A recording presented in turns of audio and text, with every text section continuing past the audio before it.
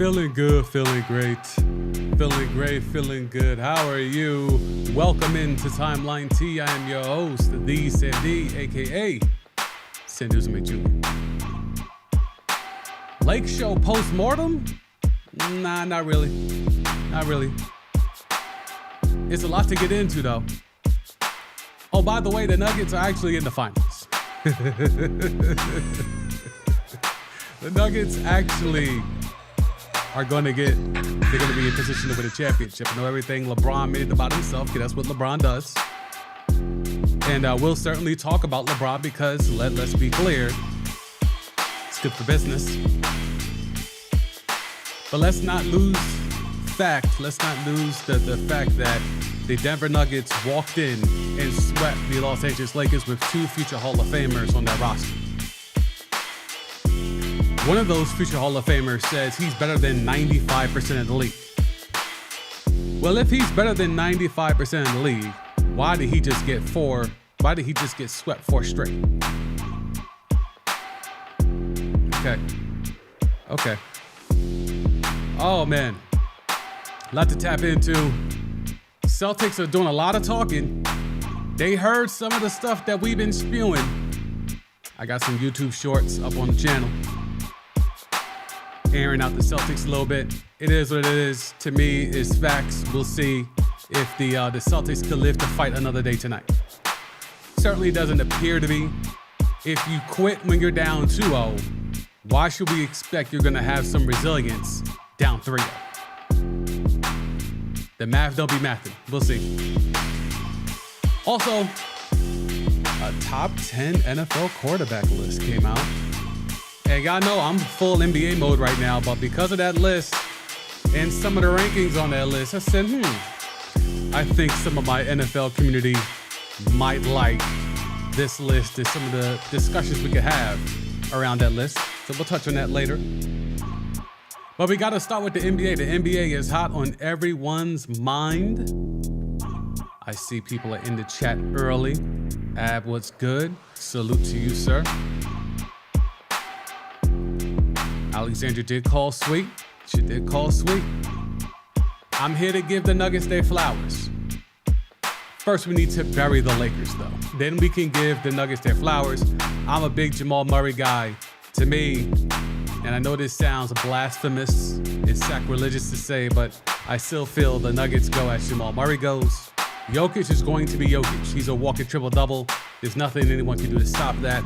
But when you add in the Jamal Murray piece, and he's going to be in that second or third best shooting guard in the league, when he's playing like that, that's why you had the Nuggets sweeping Anthony Davis and LeBron James. All right. Let's get this going and tap in. Drop the vibes, courtesy of May 1st Music. Support him at soundcloud.com/May 1st Music. Oh, man, the Lake Show. Nikola Jokic barely got the MVP trophy in his hand, and we're already starting here. The New York Knicks are the favorites to land LeBron James if he leaves the Lakers. Jokic can't even sip some champagne, and the narratives have moved on past whatever the Nuggets are going to do against most likely the Heat, outside chance the Celtics in the NBA Finals. We don't care about any of that. We're already moved on to, hey, Bron, are you finally going to, pay respect to the Knicks fans and be a Knick? Remember, he said that. He said he has much respect for the Knicks fans. He respects their knowledge. He respects the world's most famous arena, the Mecca, Madison Square Garden. He said it would be a dream to play there. He said that. Now, that was around 2010, 2011, and we know why he did that. 12 years later, can the dream finally come to fruition? The New York Knicks are the favorites to land LeBron James, if not with the LA Lakers. I'll bring it down so y'all can see that in full. 3-1 odds. I believe Ab is a Knicks fan. He wanted Anthony Davis, and we'll get to someone else who thinks Anthony Davis might be on the move, but why not LeBron? Why not LeBron? Here it is in live and direct. This is at Sportsbooks. You can place those bets right now. Second, Philly. 7-2. Clippers, you can stay in LA. You don't have to, sell the crib or nothing like that. 5-1. Maybe him and Kawhi can team up the way that they were supposed to when Kawhi was supposed to go to the lake. Does he spin the block a third time on the Cavaliers? 7-1. Phoenix, him, Book, KD, 8-1. The Dubs, him and Steph, 9-1. Mavericks, 10-1. Spin the block on the Heat, him and Jimmy, 10-1. And even lighting the beam with the Sacramento Kings, 12-1. Now, I will ask y'all this kindly. Do any of these actually make sense? And not from a sense of, oh yeah, put Bron on that team and this team could do X. I'm saying, is there any logistical chance LeBron James goes to any of these teams that are mentioned here with the odds? Is there any chance? Y'all let me know in the chat. And if you're watching this on the replay, let me know in the comments.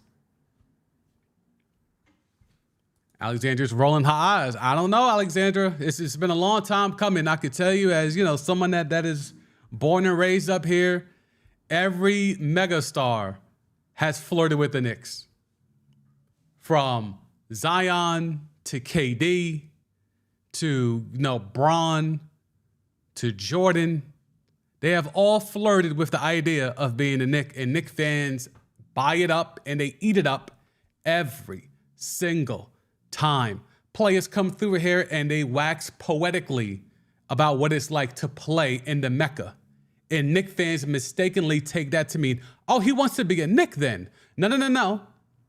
That player just respects the arena, the history that it has been a part of, being allegedly the world's most famous arena.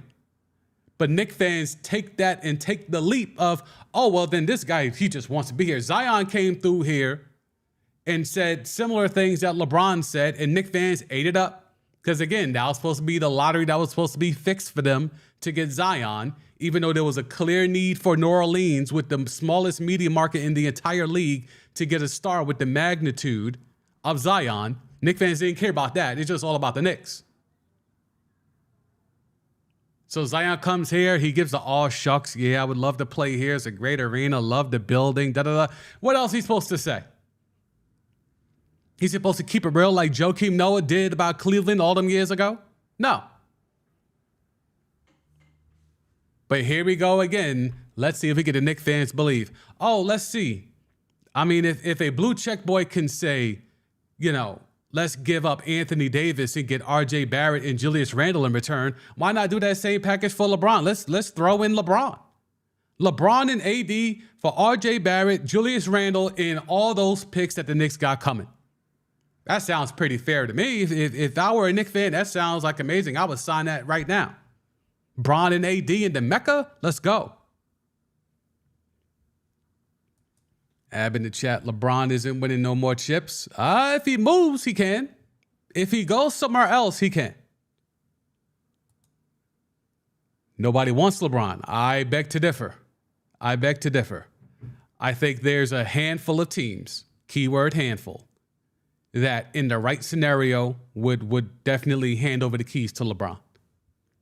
You think if Cleveland, after being embarrassed by the Knicks, if they could figure out a way to jettison some of those pieces in a move for LeBron, they wouldn't do it? Then he can really have a farewell tour in Cleveland, playing for the Cavs, whether they win a chip or not. Him, completing the circle, finishing out as a Cav with a good young Cavs team. I can see that being a thing. Alexandra, LeBron retires and stays a Laker due to his son starting a new school. Yes, Bryce transferred out of Sierra Canyon. There's a lot of discussion in regards to LeBron and his sons. Remember, LeBron had the video with him in Savannah, and he was saying he wants to play with Bronny. He wanted Bronny to go straight to the league. Unfortunately, the NBPA couldn't get the owners to move off, removing the one and done rule.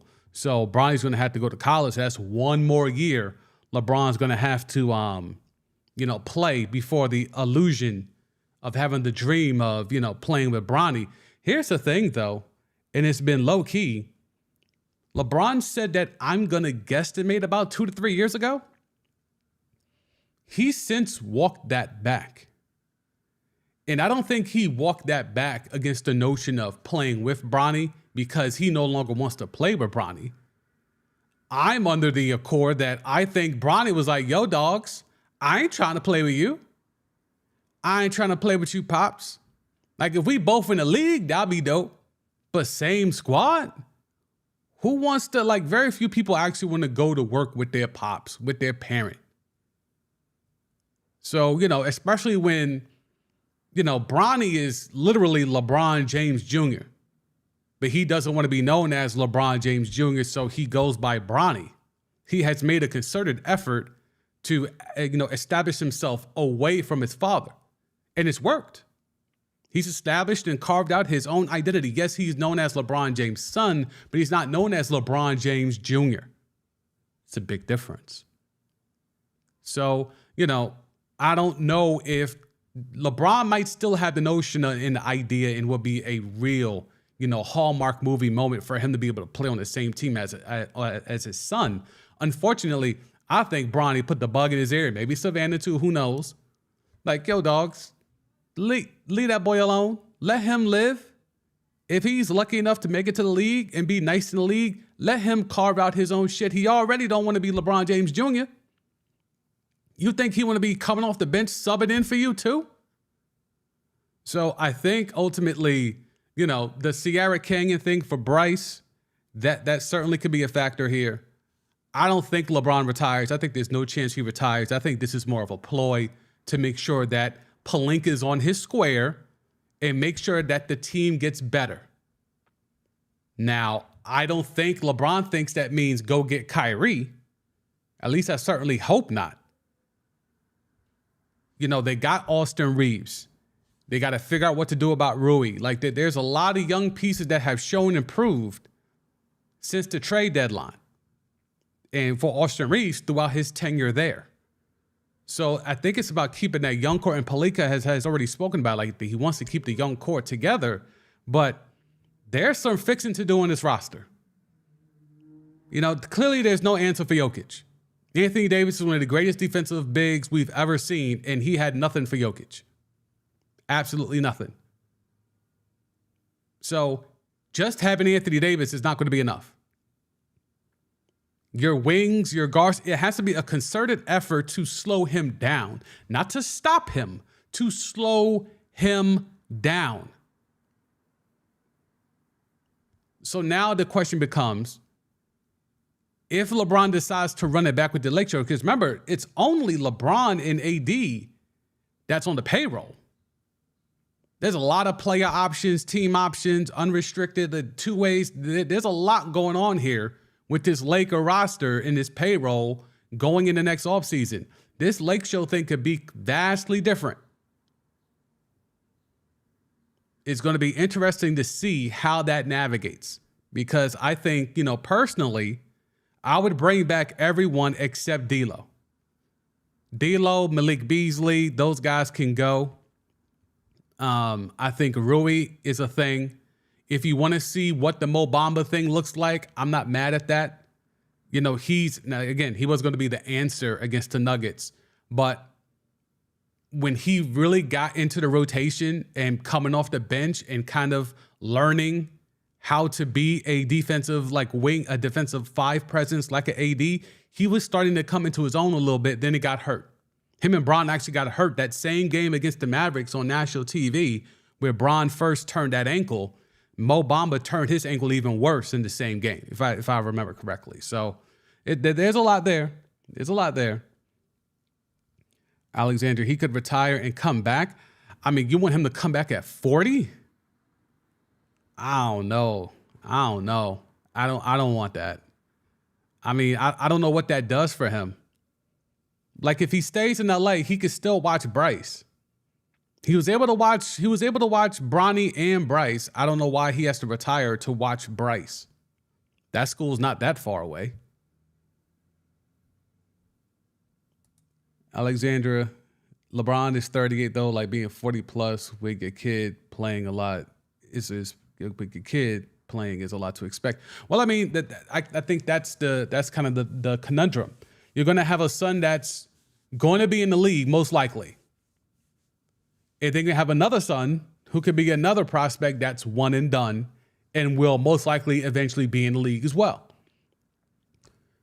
If you're truly done, and we know the minutes he's logged and, he's playing on 1 foot and, they showed clips of him, shooting before the game yesterday because he was atrocious from three-point land and he actually made a few threes last night. Still not enough, still not a great percentage, but he at least got a few to drop.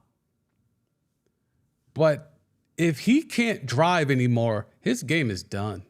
We just need to keep it a buck. Like when the Jordan fadeaway wasn't working no more, when he couldn't do the reverse pivot into the fadeaway, when no one was falling for that, it was over for Mike. It was over. So if Bron can't bully ball by people at 6'9", if he doesn't have the energy or the wherewithal to blow by people at 38, 39, then it's time to walk away, Jack. It's time to walk away. Because your three-point shot isn't going to be good enough to warrant you still being a number one option. And I think that's kind of the thing. Him and AD, I've had a lot of videos about this. AD's supposed to be the number one option. At times, Anthony Davis's temperament does not speak to someone who is a number one option. However, if you are the Magic Johnson of this era, if you are the closest thing this generation has seen to a prime Magic Johnson, Magic Johnson found ways to get Kareem Abdul-Jabbar the ball. He didn't necessarily need Magic Johnson to give him the ball, but Magic was able to find creative and new ways to get Kareem Abdul-Jabbar the ball. James Worthy, Byron Scott, Michael Cooper, Michael Thompson, Norm Nixon. He was able to find ways to create opportunities for his guys. We have seen that at times at Cleveland. We have seen it at times in Miami. I don't know if we've seen that too much in LA. And I don't know how much he has left, but unfortunately, I do not see a lot there. He's still going to be some people's GOAT. This does not, knock down his credence in the GOAT debate for some. To me, you really have to take a strong look at it and just be like, to have Anthony Davis, who is going to be a Hall of Famer, who is going to be a first ballot Hall of Famer, by your side. And it's not like the super teams of yesteryear. This isn't the Dubs. This isn't, the Dubs with and without KD. This isn't, the Cavs with Bron, Kyrie, and K-Love. The era of the super teams has kind of, disappeared before our very eyes. It's now down just to have two guys. Who's your duo? Who's your duo? Nuggets, it's Murray and Jokic. Lakers, Bron, AD. We go over to the East. Celtics, Tatum and Brown. Heat, Bam and Jimmy. Sixers, Embiid and Harden. Phoenix, KD and Book. So this is the era of duos. And if you're telling me that a team with LeBron James and AD is going to get swept, then that's a wrap for that duo, bruh. Because on paper, that duo should not be getting swept. So something's not right. AD, to me, played well last night. Did the shots fall? No. The shots did not fall. But just like anything else with AD, he's not your traditional big. And people keep expecting him to be somebody that he's never been. He was supposed to be a two guard. Then he got a ridiculous growth spurt and turned into 6'10". He had shooting guard skills. That's his game. And then the growth spurt took all of that out of the equation. But what it did make him was a big that has guard skills. And we use the term big loosely because he's not really a back to the basket type player. So there's this innate pressure for AD to be somebody he's never been. So people expect the numbers of a Shaq. AD's not leaning on you. He's not 360 pounds, okay? It's a difference in terms. You could be a different style of big man. Hakeem wasn't leaning on people, wearing them down. It was footwork. It was quickness. It was finesse. It was up fakes, shot fakes, dribble, handle. That's what AD is more in line with. On both sides of the ball, by the way. But he's not Hakeem. Hakeem had a different level. He had a different killer instinct. AD can only channel that at times. Hakeem would take regular seasons off. He would coast in the regular season. But then when playoff time came, it's give me the ball. So if LeBron James at 39 years old and AD, who is never going to be who people want him to be, if that's the best the Lakers can do, isn't that a case for breaking it up? If that's the best they can do and the best that they could do just got swept by a better duo, a younger, fresher, more hungry duo, then why run that back? It's a question. And speaking of Anthony Davis, the Dallas Mavericks have had their eyes on Anthony Davis as per Colin Cowherd. Colin Cowherd is out here making a lot of tea. And again, he has writers. So I'm not going to say that no one told him this. I'm not going to say anything like that. I'm just going to say, understand, a lot of these hosts have writers, and these writers come up with things for them to say. Because again, this is nothing that someone's going to hold him down and force him to prove. He could go on his platform and just say it. And no one's going to say, yo, screenshot the text of whoever. Or let me see your call log of whoever. He just gets to say it. And no one's going to run around and try to corroborate it. And it's just going to float out here in the ether. And LeBron still thinks he's 90 to 95 percentile in the league. I'm still better than 90% of the NBA. Maybe 95. After what I saw, this playoff run, I don't know how he actually does believe that. I do not know how he believes that. I do not. We could go ahead to the box. We could go ahead to the series summary because there's no reason to really talk about last night's game as it was a microcosm of the entire series. And again, if you look at the series in terms of the offensive numbers and just the stats, it was a close series. Pace was exactly the same. Pace was the same. Effective field goal, Denver got him by a little bit. Turnovers, more or less the same. Offensive rebounds, even though the Lakers lack size, in the ballpark. Free throws, as much as I know Mike Malone was complaining, not that horrible, but then you get to the offensive rating. And this is the power of Jokic. Then you get to the points. And this is how you see that they got swept. But let's go to LeBron. LeBron in his 4-game series. Now, again, this is where the box score lies to you. 28, 10, and 10. So LeBron James averaged a triple-double in this series. I'm going to ask y'all in the chat right now. Did LeBron James play like someone in this 4-game series who averaged a triple-double? Let me know in the chat.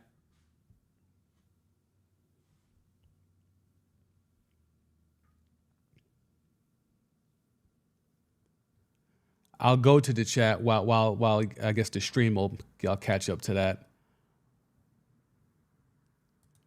Alexandra, I see Bryce is better than Bronny. Boy, he's certainly going to be bigger. He's already bigger So he's more adaptable for the NBA. Well, Bronny's what, 6'2", maybe 6'3" if he continues to grow. Yeah, everyone's always said Bryce is the one. Just like, LeVar Ball said LaMelo's the one.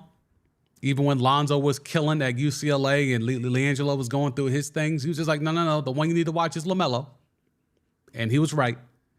And Bron and others are in and around that family have said the same thing. Like, Bronny's good, but look out for Bryce. So, yeah.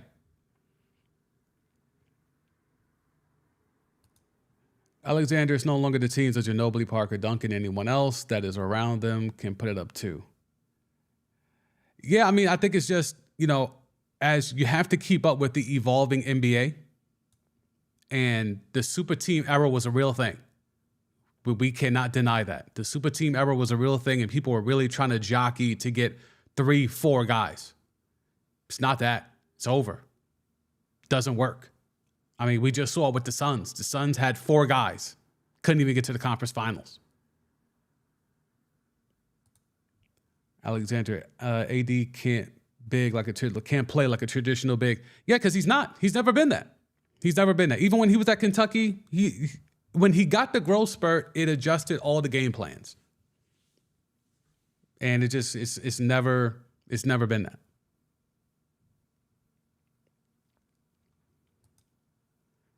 Jared, he's on drugs, that he believes that. Wait, Bron thinking he could still go, that he could still be 90, that he's 90% better than the whole league? Yeah, I mean, well, I could say something about him and drugs, but I'll leave it alone today, allegedly. Let's go to Ab. Bottom line, it comes down to mental toughness, and LeBron and AD never had it. You can't say a team that went into the bubble and won a championship didn't have mental toughness. You can't do that. In my opinion, you can't tell me a team that had to play inside a bubble away from your friends and family for the bulk of it, not at the very end, when no one really knew what this world was going to look like on the other end of it, and you're in a bubble playing basketball every day with an isolated focus. Like, yeah, I push back against that. I don't think you win a championship in this league without mental toughness. So whether people want to, denigrate that bubble chip, I do not. Because I think we're just now starting to get information about how difficult it was for people in quarantine. So I think, once, I'm sure there's going to be plenty of docs around the bubble, plenty of books around the bubble. Once those start coming out, and we've already gotten some instances, Rui was depressed in the bubble. A lot of players were depressed in the bubble. That was kind of when Kevin Love and DeMar DeRozan kind of started speaking out. It was around that time. So to have the intestinal fortitude, and in my opinion, the mental toughness to win a chip in the bubble, I mean, we're not sitting here telling the Heat didn't have mental toughness. They made it to the finals. The Lakers won the damn thing. They didn't have mental toughness.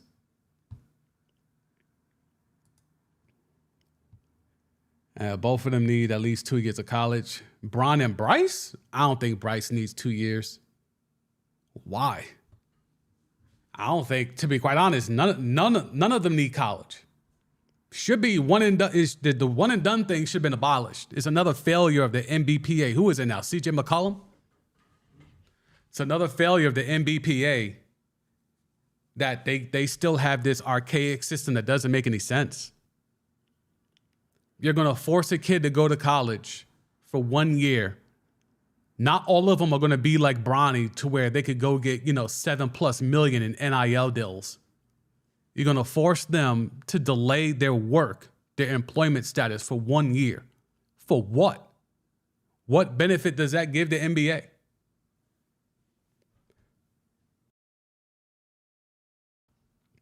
I know what they'll say it gives the NBA, but is that actually factual?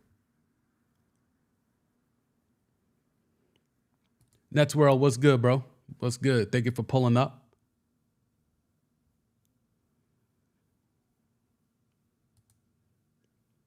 Alexander, LeBron is not 90 to 95% better. Jokic proved it. Well, I mean, Jokic could be in that 5 to 10%, right? I mean, that doesn't mean that that doesn't mean that he's not true. That doesn't mean that he's not right. If he's saying he's 95% better than the league, that means that there's 5% better than him. And I think we can all agree Jokic is in that 5%, right? So I think both things could be true. Jokic proved that he is in the 5%. That doesn't mean that he's not in that 5%. That doesn't mean that LeBron is not better than 90 to 95% of the league.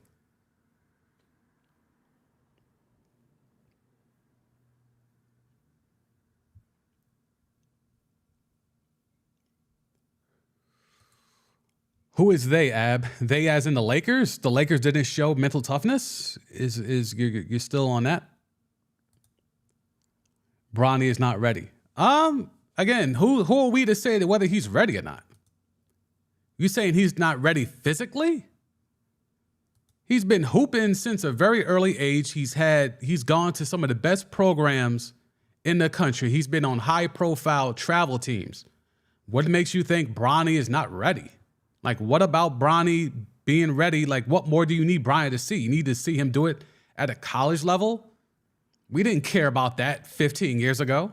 Why do we need to care about that now? He's more likely to be a bust in college than he is to be in the NBA, in my opinion. He's not going to be given the keys at USC. From everything I've read, he's not being given the keys at USC. So it's not like he's going to go there and then cook up and all of a sudden become some ISO dominant player. Like, that's not what it's designed to be as of right now. So what more do you need to see from Bronny? I don't see that being a thing. To me, it's he's going to be able to go and do whatever he can do. He's more of a shooter. He's got a lot of Steph in him in terms of how he plays. He's got some decent handle. He's definitely way more athletic than Steph. He's got some good handle. He could shoot from the outside. I don't see that much defensively, but he has the hops to make up for some things. He's got some quickness to make up for some things. But, you know, to me, he's a combo guard. He's a smallish two guard. That's what I see from him. I don't know how him going to college for 1 year is going to make him that much better. I don't see it. I think he can play he could get drafted this year. He could be right in the first round this year. Now, would he be a lottery pick? Maybe bottom of the lottery. But do you think he's going to jump that much higher after 1 year at USC? I don't think so. All right, we got some people pulling up. I appreciate y'all pulling up. If y'all could tap that like on the way in, I would appreciate it even more because the algorithm likes that type of deal, so I like it as well. Ant's in the house. Was good, Ant? He is 90% in the league. Okay, so we have Ant agreeing that, you know, he's better than 90% of the league. Okay. Yeah, I mean, just because Jokic is better than him, that doesn't make this point null and void. Because there's about, 400 players in the league? So if we're saying 90%, if we're taking the conservative end of 90% of the 400, 9 times 4, 36, 360. So yeah, you telling me Bron's not top 40? So see, you got to pierce the numbers a little bit. And then it's like, oh, well, yeah, if you're doing it like that, then yeah.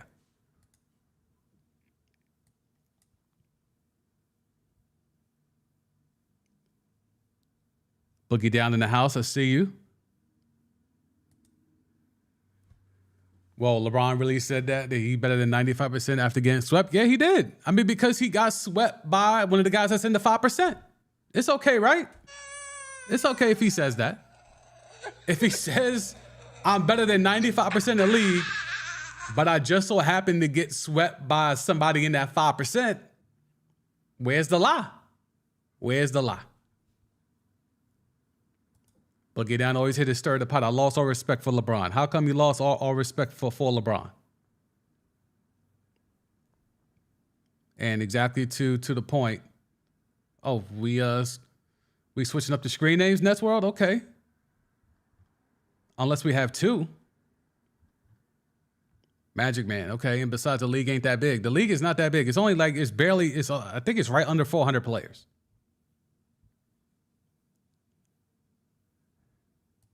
Alexander, I just don't think he's that much better given what I saw in the playoffs. Well, I don't see how he could get much better. He's 38. Like, I don't see how much better he could get at 38 years old. Like 38, 39, you know. I just don't understand the notion of, if the Lakers are trying to improve, LeBron's not going to get better. That's it. He been apex. This is the decline, right? AD is a finished product. He's still on the back half of his prime, but soon come is the decline. So if that's the case, then you need some youngins who are going to be ascending. And I think that's why you're looking at Rui. You're looking at Austin Reeves, like Jared Vanderbilt. If he could continue to develop, put him with Phil Handy this whole summer, let him develop an offensive game.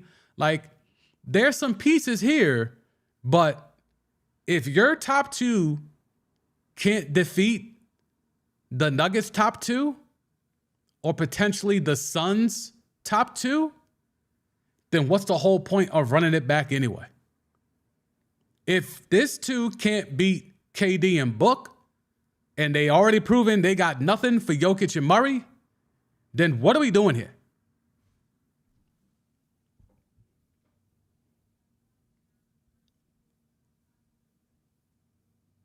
Yes, sir. The laugh is back. The laugh is back. We finally got the Rodecaster Pro 2 hooked up.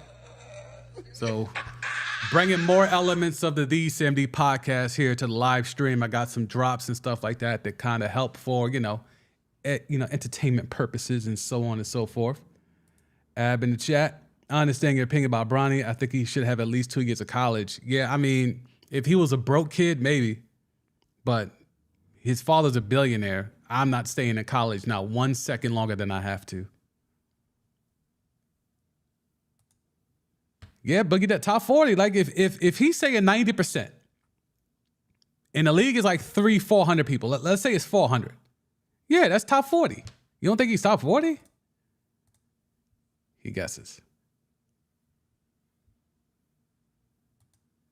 Hey, this is big facts.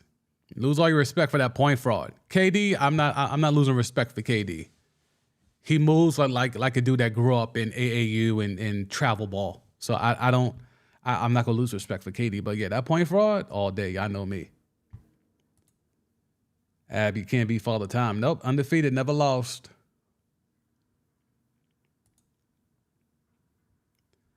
Alexander, that's what I'm saying. He's in decline. He can't play until he's 45. Give what I saw. Yeah, no, I mean, I think if LeBron hangs on, he'll finish out the contract. But he got like another year or two. I could see him walking away from at the end of that contract.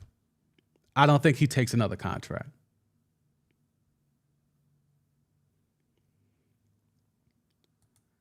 After the championship window was closed. For the Lakers, with this group, yes. This was their, I mean, I didn't think they would make it. I didn't think they would win the chip. I thought they could get out the West. Once they made the trades and, the way that the team was gelling defensively, I said, I think they can like finesse their way into a finals. I always felt the winner was going to come out the East. Now I got to walk that back. I think the Nuggets are taking this whole shit. But in accordance to, I thought the Lakers had one last run with this core, with Bron and AD, to get to the finals. But nope, no chance.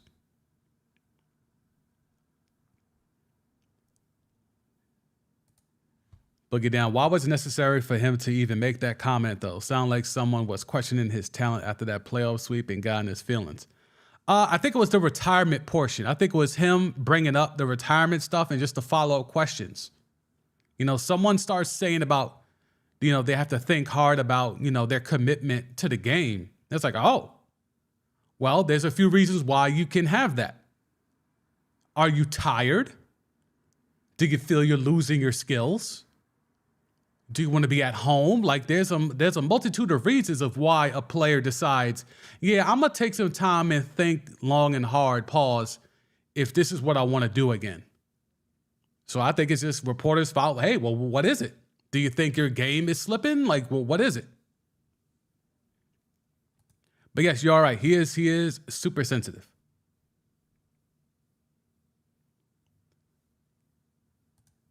The point fraud, trade market. You know how we do.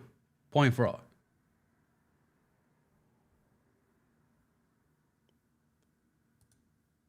To me, the Lakers have one more year. Okay. I mean, they're going to have to improve the roster around them. I don't think you could just depend on Bron and AD no more. I don't know if that necessarily means go get another max guy like Kyrie, but I definitely feel like that means you're going to have to go out there and find some youth. That's the thing. Like, Bron is old. If you're waiting for Bron to run, he can't do it all game anymore. Like, he played damn near the whole game yesterday, but even at that pace, it was still measured because he's old and he's got a bad foot. So it's like, you're really going to depend on a 39-year-old coming off a bad foot to lead you to a chip? You can't do that. And he should know that. Now, Bron, the GM, has to take a back seat because I think Pelinka did great at the trade deadline improving this team. Can Bron fall back this summer and stop meddling? Can him and Rich Paul fall back and just let Pelinka do the job?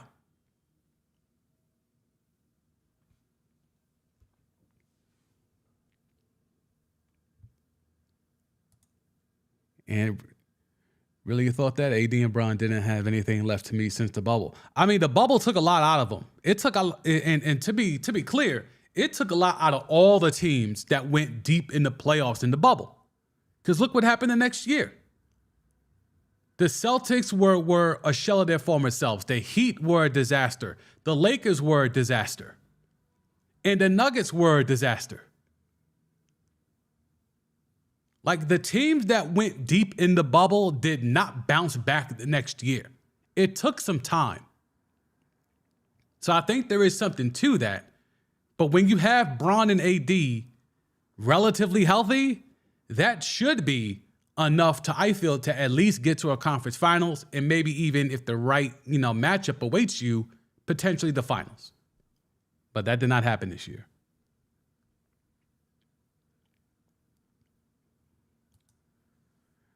If this is for me or the chat, I think the chat knows my answer, and I think Alexandra already put it there.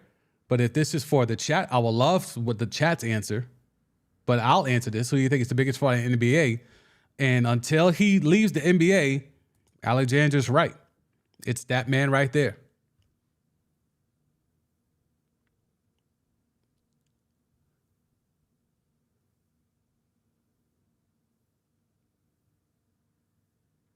Oh, this explains it. Okay, I was wondering how come your name changed in the middle of the chat. I thought it was somebody else pulling up trying to use your avatar or something. Okay. Damn, you lost the bet. Got to change your John. Okay. Your pick is supposed to be Patrick Mahomes. Okay. Well, allegedly he about to get the bag broken off.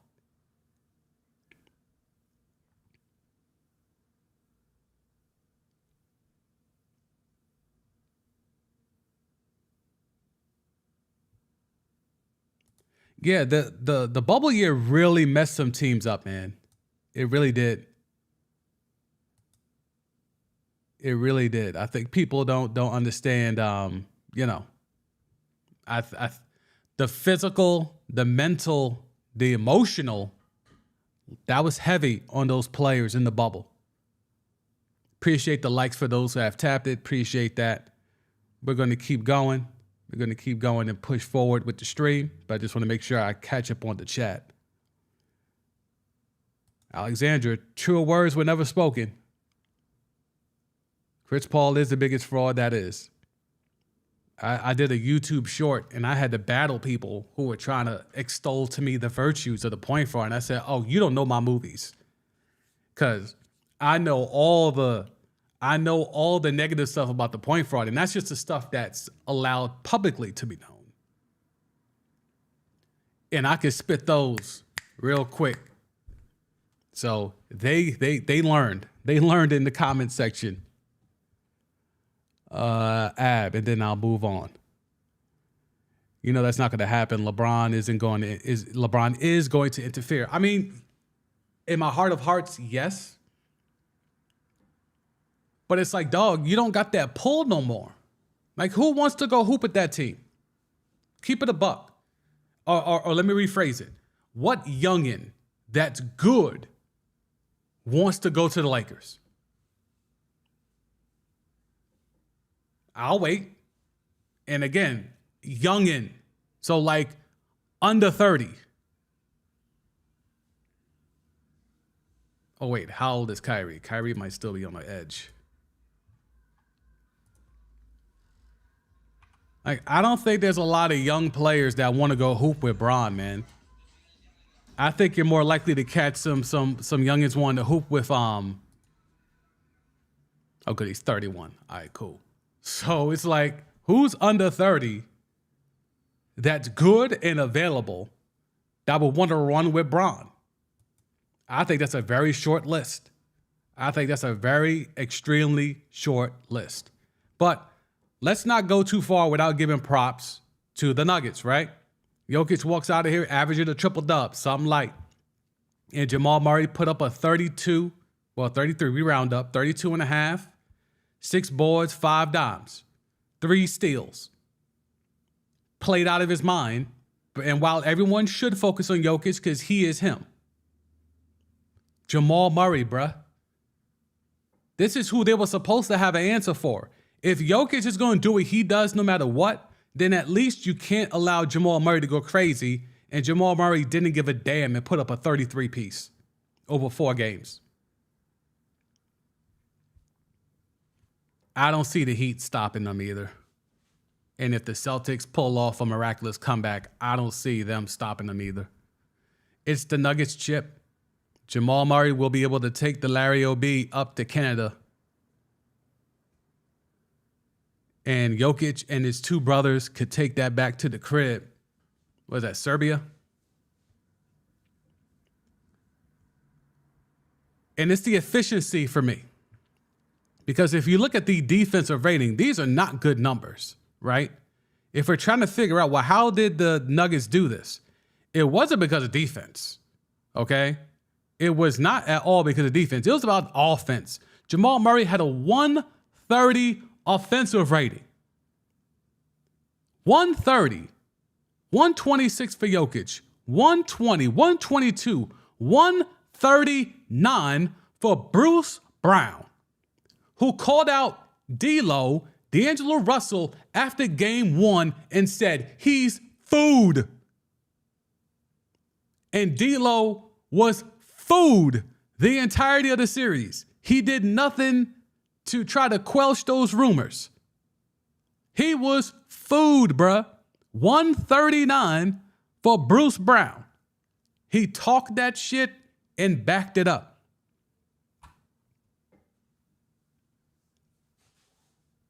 And that's why it was like, oh, wow. Like the Lakers had the best defense since the trade deadline. That shit didn't matter to the Nuggets. 130, 120 pieces. A fucking 140. I've never seen an offensive rating this high. I've never seen an offensive rating this high. Never. Never. So I think the Nuggets go on and take the chip. I think the Heat could probably get a couple of games. But I think ultimately you can't stop Jamal Murray and Nikola Jokic. If Spo could do that, if Spo could find a way to slow down, not stop, slow down Murray and Jokic, oh, then we're talking God tier for Eric Spoelstra. We're talking God tier if he could get that off. I'm ready to put it out there. If he pulls that off, I am here for it. So ultimately, you know, Lakers got a lot of work to do.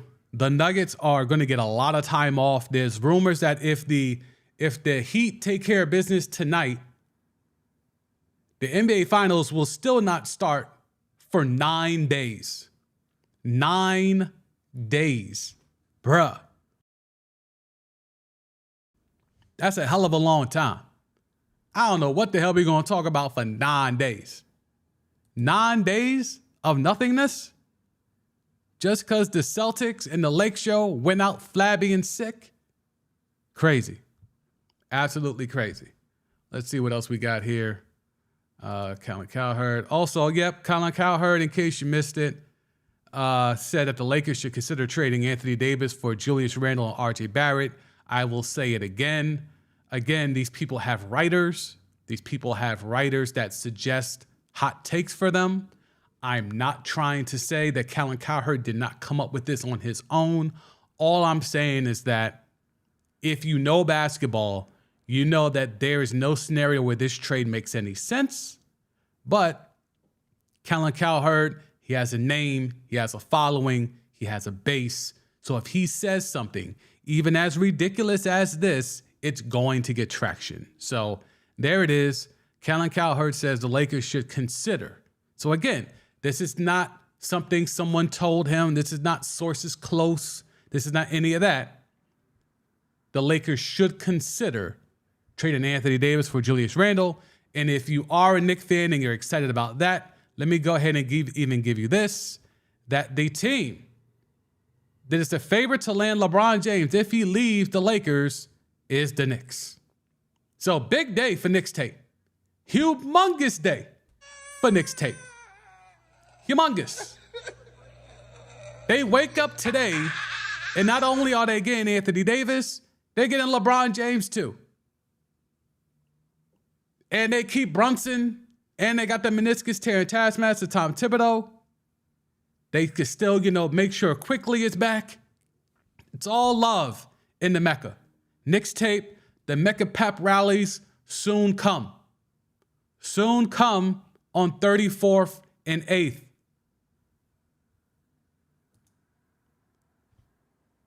Do y'all want to get into this? The Houston Rockets' high-ranking targets are Dylan Brooks and Austin Reeves. Now, again, this is assuming the Beard goes back to Houston.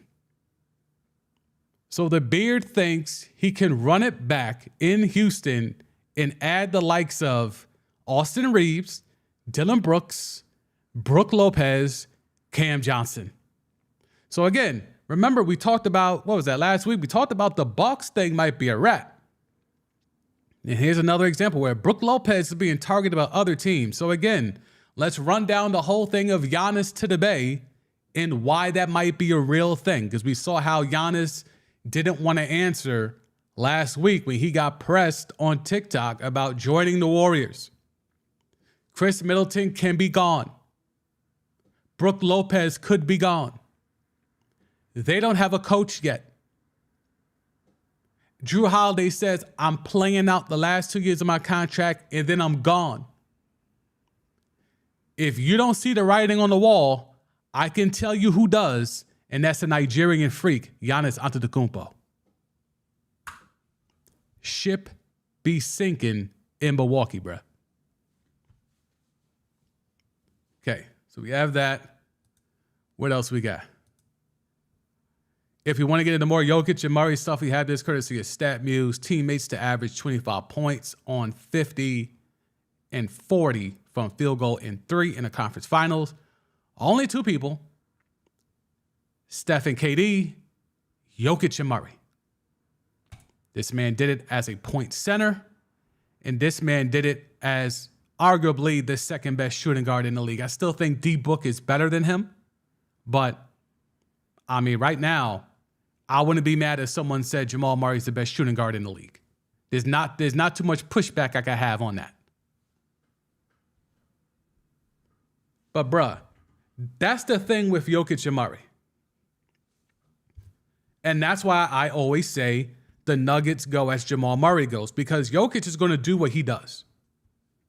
He doesn't deviate from what he does. The wild card is always Jamal Murray.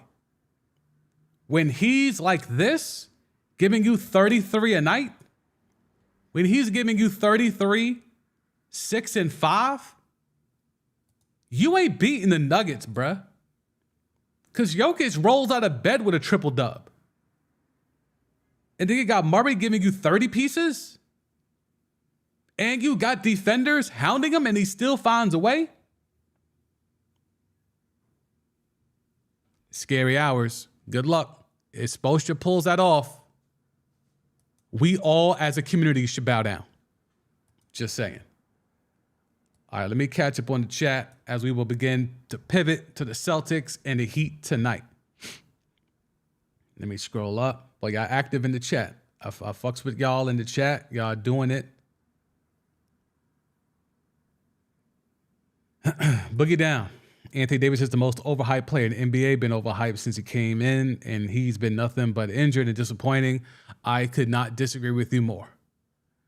You can certainly shade Anthony Davis, and you know that's definitely a thing. But to say he's overhyped, you can't be that good and be overhyped.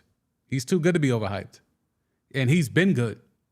So I don't co-sign. Alexandra had to go. Okay. Salute to Alexandra. She always pulls up when she can, so appreciative of her.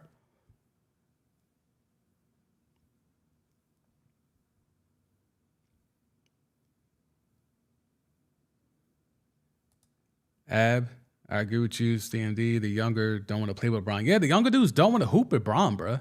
I don't see anyone under 30 that wants to go. Because, like, you go run with Bron, it's not about you. It's about Bron. Like, that's a huge shadow he casts. That's why Kyrie wanted to skate after that chip in 2016. He wanted to get the hell up out of there. He didn't want to be under Bron's shadow. He didn't want to be Lil Bro. Then he missed that old thing. He wanted that old thing back, but it was too late. But initially, because of his age, he didn't want to be Lil Bro. Okay, Nets World, formerly Nets World. Magic Man, I don't even hate him. D-Rod. Okay. All right. So you took that L, man. You got to run that back to try to get your name back, bro. You got to run that back ASAP.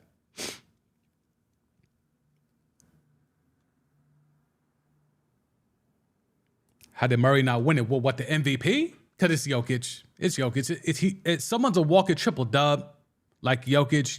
You got to give it to him. But again, I will... to the grave, Jamal Murray, the Nuggets go as Jamal Murray goes. To the grave, for me. But I understand the Jokic thing. I understand, I get it. And it's a Nuggets chip to lose. Big facts. Big facts.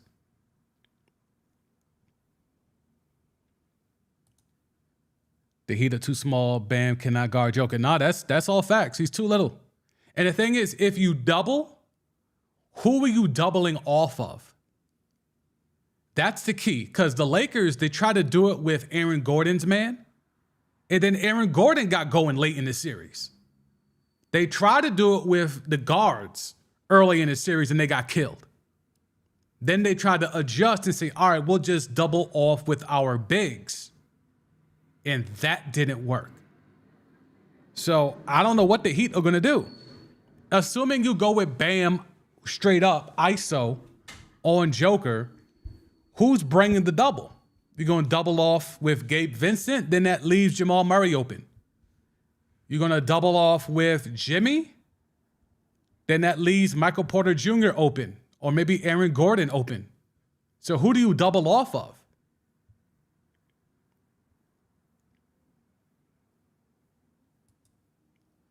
Well, at least we all know is Jokic is greater than M. Fraud. So Embiid, yeah, Embiid is certainly looking shakier and shakier in the light.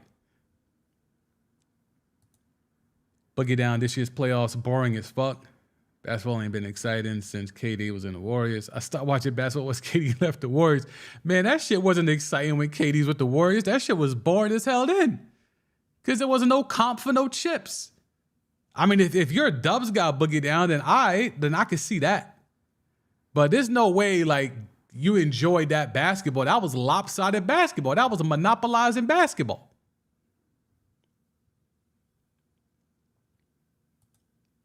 Yo, big facts. Like, barbecue chicken, D-Lo was barbecue chicken, but D-Lo had nothing in that series. Nothing in that series.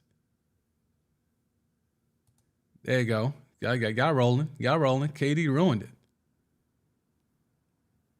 Yeah, Bruce Brown was killing.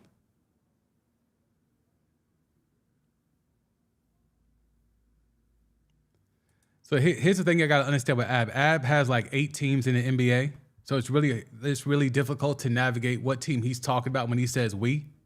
He's got like 8 teams. Yeah, I consider Jamal Murray a shooting guard. He's played point, but Jokic is the point. that's the silly shit about Jokic is the point.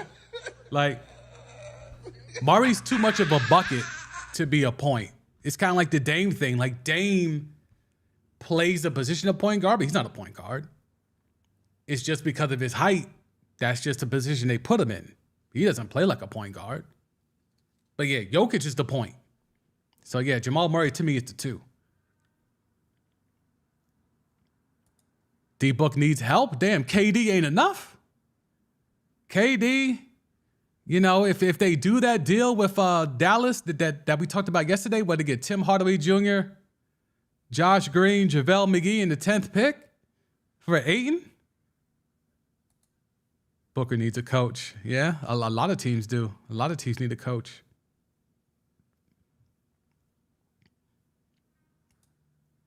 Oh, so it's a 14. So it's okay. So for 2 weeks, okay, then. So you'll spin the block in 2 weeks, okay.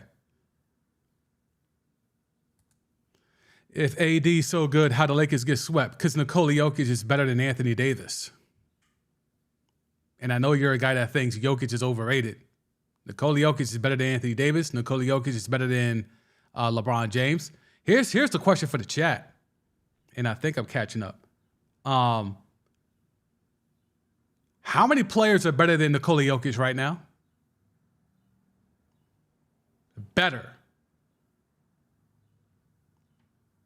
Not can score more points. Not, oh, this guy's a bucket. No. Who is better?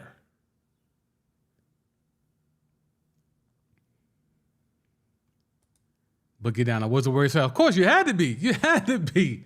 Yeah. Yeah, because you got KD. That shit was unfair, bro. That shit was unfair.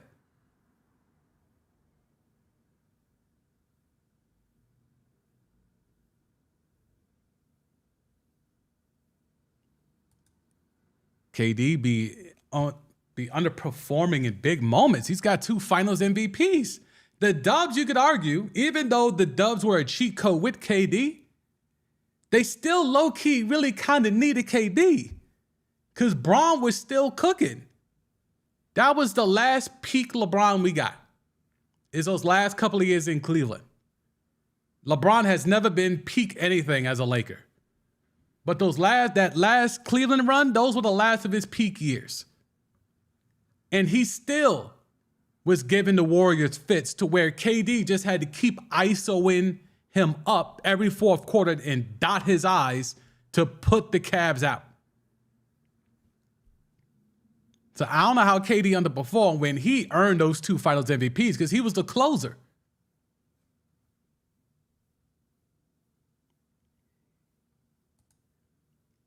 Ab, I'm going to enjoy this finals. Me too. I love basketball.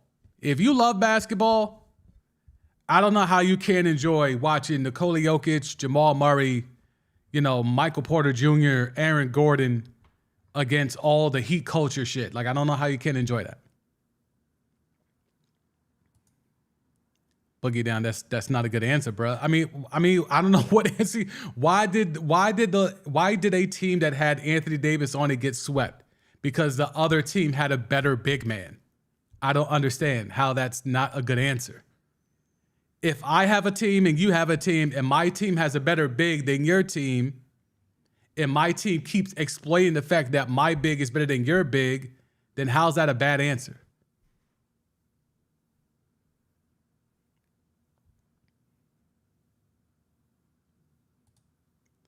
KD would have been known as a playoff choker without Wardell, Steph Curry. I mean, come on, dogs. Nah, stop. I'm not rolling,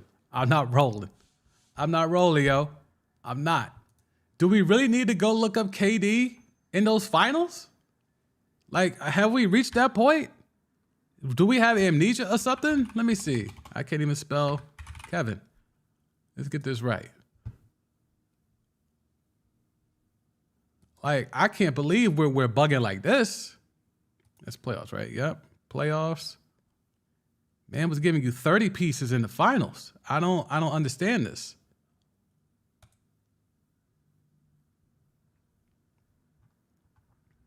Where we at? Cleveland. In a sweep, by the way. 26, 26, 43. 43 and 13, by the way. And then a triple dub in the clincher. Like, what are we talking about? He's underperformed? Like, what? Where's the underperformance? You wanted him to get a triple-double every game? You wanted him to give you a double-double every game? He gave you a 40-piece double-double, and they gave you a 20-piece triple-double in the clincher. Yet we're saying he would have been known as a playoff choker? I don't understand what y'all saw. I don't understand what y'all saw.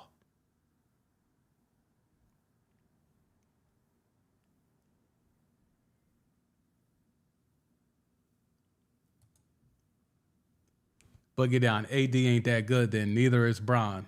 If they got swept by that overrated soft European. Okay, see, you're still on that anti-Jokic stuff, man. I don't know. Okay, so then I'm gonna take away Embiid, right? Who's a better big man? I asked the chat about who's better than Jokic. I ain't see too many responses with people saying who's better than Jokic. So I'm gonna guess we're all assuming no one's better than Jokic. So then that means Jokic is the best player in the world. Are we ready to say that? Nikola Jokic is the best player in the world. Because y'all ain't give me no pushback.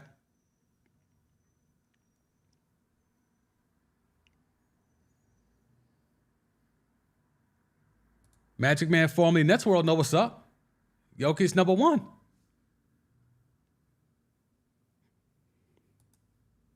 Jokic is the best center in the league. Okay, people are agreeing. Like, I don't understand. KD is nice. I think it comes down to mental toughness and coaching. Yeah, I don't know what any of that had to do with KD cooking for the Warriors. Like, KD cooked for the Warriors. I don't know what else y'all needed to see.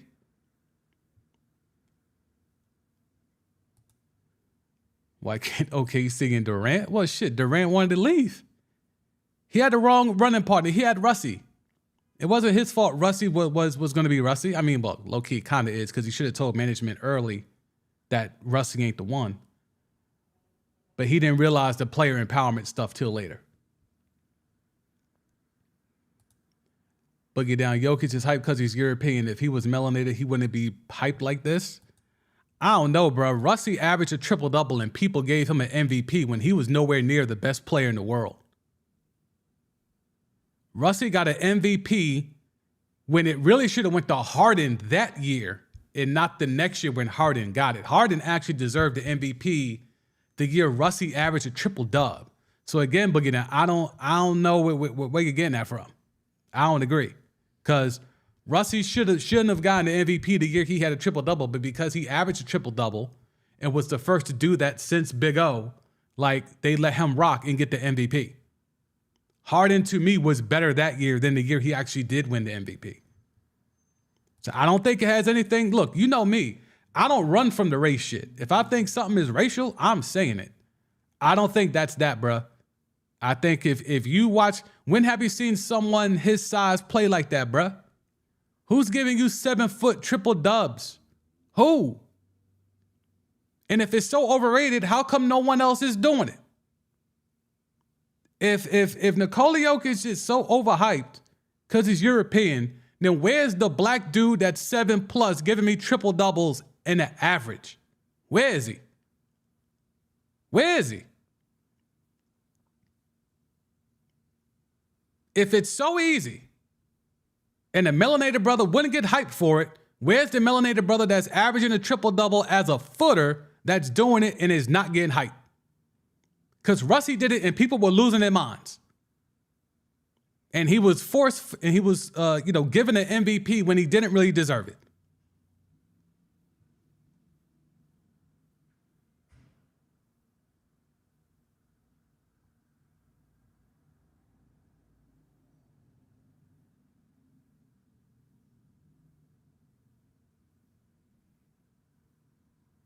Boogie Down's trolling now.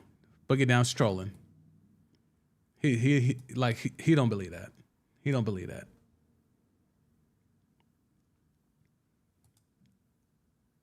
Okay, so Ant saying Jimmy is better than Nikola Jokic right now. Okay, that's one of the few people I'll listen to. That's one of the few people I'll hear the debate on.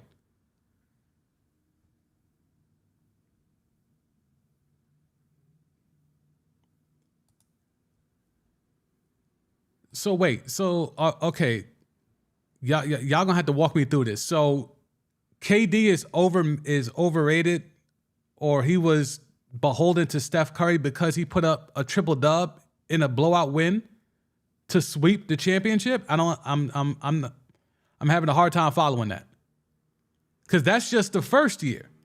Oh, that was the second year. Sorry. What did he do the first year?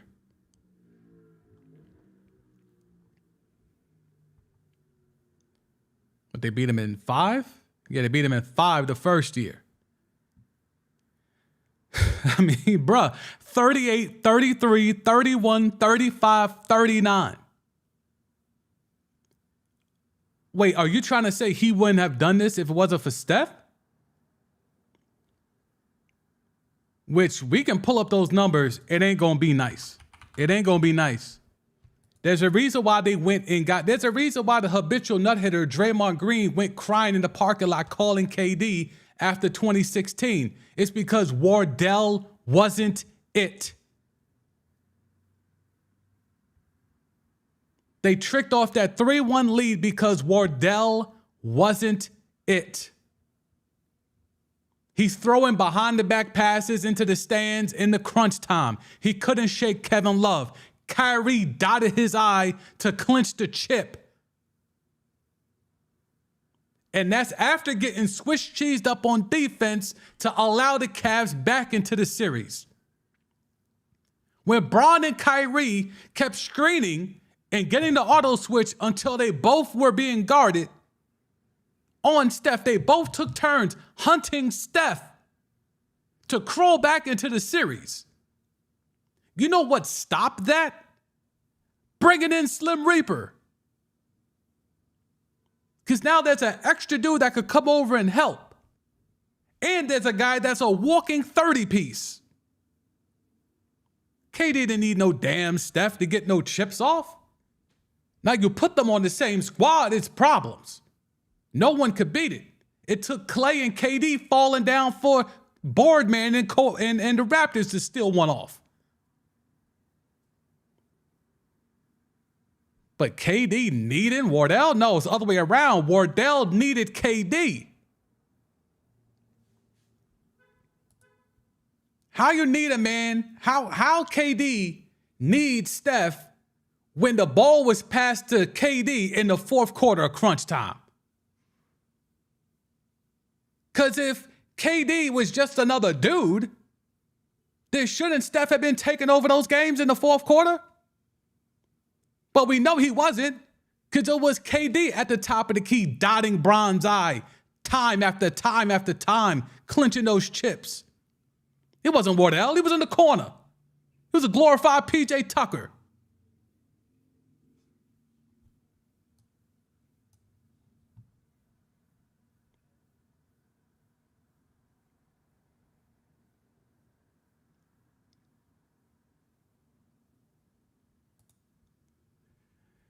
It's always everybody else's fault. Then Durant. I don't know what that is. I mean, if you're talking OKC, that squad was too young and they had horrible coaching. Always blaming the melanated coaches. Then Durant. I mean, Scott Brooks is not melanated.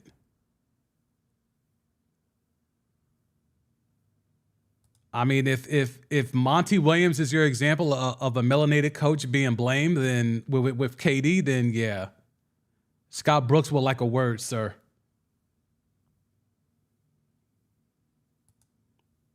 Boogie Down. Most brothers, guards, forwards these days. That's Boogie Down. There's tons of black centers in the league, bruh. You're going to have to fall back on this take, man. There's plenty of brothers that are 7 foot, bruh, or 6'11". There's plenty of them. There's plenty of them. DeAndre Ayton's 7 foot. He ain't putting up no triple dubs. He ain't no point center. Joel Embiid is 7 foot. He's a footer. He ain't putting up no triple dubs. Like, there's brothers out here. They ain't Jokic. That has nothing to do with that man being pale from Serbia. It's because he's nice.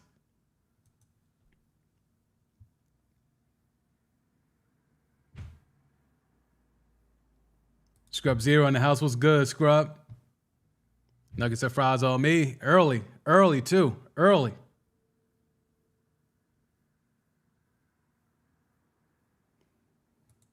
Oh, now he wants to be AB. Okay. You must have that shit on. It's all good. It's all good though. Yeah, all good. Nets World. Excuse me, Magic Man. It's always debate. Debate is whatever, bro. It's never personal on this side. AB KD shine in that system. Okay, I mean, sure. But it shone without KD, right? But it looked a whole lot better when KD was in it when he wasn't. You saw how hard Wardell had to work last year to get that chip off?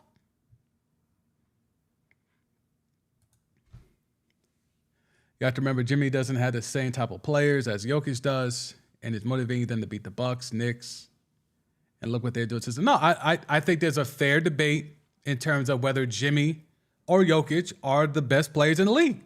They've earned that right. This playoff run has quieted a lot of haters or a lot of doubters. I won't say haters because everyone says haters. It has quieted a lot of doubters, except maybe Boogie Down, when it comes to Nikola Jokic. It has also quieted a lot of doubters when it comes to Jimmy Butler. Because again, we talked about this yesterday. Jimmy Butler has been denied being the number one option in multiple places. The Bulls did not want him to be a number one. He was a default number one. They didn't believe he could be a league-wide true number one. Minnesota, same thing. Philly, same thing. They both chose young superstars over Jimmy. They both chose high lottery picks, if not number one overall picks, over Jimmy. Karl Anthony Towns, A. Wiggins in Minnesota, and Tobias Harris and Ben Simmons in Philly. Then it goes to Miami, and he's hooping with a bunch of undrafted dudes. And now he's already been to one finals. Now he's on the cusp, one game away, possibly later on tonight, get into another finals.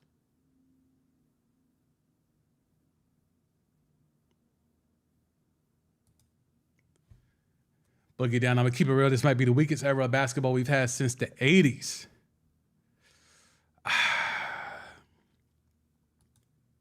I won't take that bait. I think it's just different, bruh. It's different. The basketball we grew up on is dead, man. This shit is dead, bruh. You're not going to have, you really want the scores of Mike Fratello's Cavaliers out here? You really want games finishing in the 60s and the 70s? I don't want to see that ugly-ass basketball. I take it like this, Boogie Down. And you don't have to co-sign, and it's all good if you don't. Evolution's a real thing, right? Evolution has happened in basketball. Evolution has happened where we got footers walking around and they're being point centers. We saw Anthony Mason back in the day be a point forward. Rest in peace to Anthony Mason, Springfield Gardens, Southside till I die. We've seen point forwards throughout. We've seen two guards be more point guards. We've seen wings be point guards. It's a natural evolution to now have a center that could be a point guard. And that's what you have in Nikola Jokic. Now, you might not look how that package looks. You might not like how it looks. But that's the evolution. I'm not going to say it started with Mace, but Anthony Mason was one of the first point forwards. Now we got the evolution. Nikola Jokic as a point center and leading a team to the NBA Finals and potentially winning a Larry O.B. That's the evolution of the game. We don't get Nikola Jokic if we don't have Mace in the 90s. I look at it that way. I acknowledge the fact that, yes, I saw Mace back in the day, around the way first, and then in the league.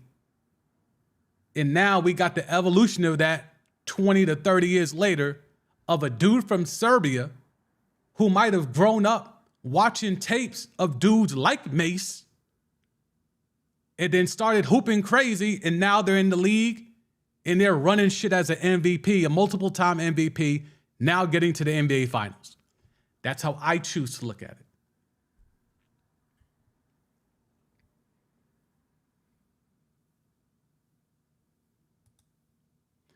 KD was good in the finals. But I mean, you said he was, you said he wasn't though.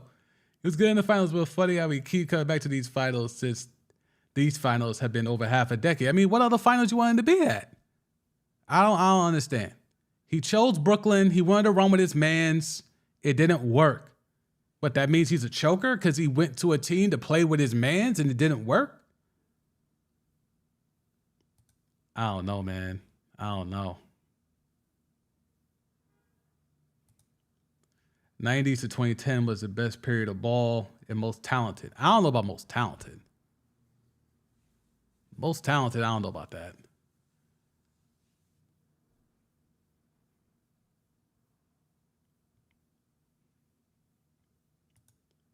KD didn't have a chip, Steph did. Right, but are we going to ignore how Steph got that chip? Are we going to ignore the circumstances of how Steph got that chip? Are we not going to ignore who fell down and went boom on the other team to allow Steph to get that chip, and how the most important player wasn't even Steph in that series? Like, come on, man. Yeah, you could hold that chip over me. You could also throw Festus Ezeli got a chip and not KD at that point. Does that mean Festus Ezeli is better than KD? Come on, man.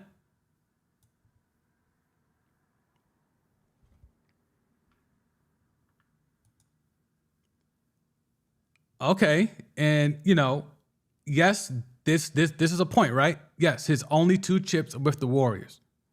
I will ask you this. Do the Warriors win those chips without KD? Answer me that. So how come it can't be they both needed each other? Why does it have to be the Warriors didn't need KD? Well, then why the hell was Draymond crying in the parking lot calling KD?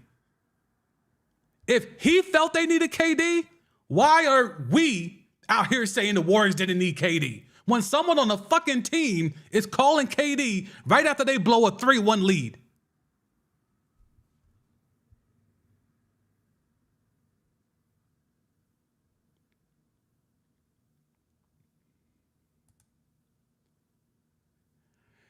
Boy saying that because he beat LeBron. Because KD beat LeBron, so then this is like shading KD to amp up LeBron? Are we still doing that? After what we saw these last 4 games, we still trying to cloak and cape for LeBron? Y'all on that Shannon Sharp shit? All y'all trying to be unk? Don't be trying to be unk in this chat.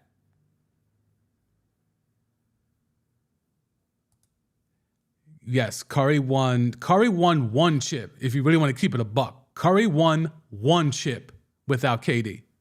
He was on a team that won another chip. He won 1 chip without KD. That was the one last year. We supposed to be talking about the Celtics. We on this fucking KD Warriors shit. No one cares about the Celtics walking away tonight. All right.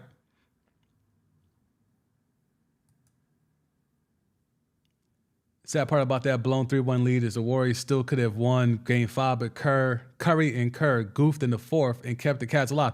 Well, also, they got Swiss cheesed up. LeBron and Kyrie were hunting Steph, and Kerr had no counter. And don't forget, this is the reason why he got the name. The habitual nut hitter went crazy in Game 5.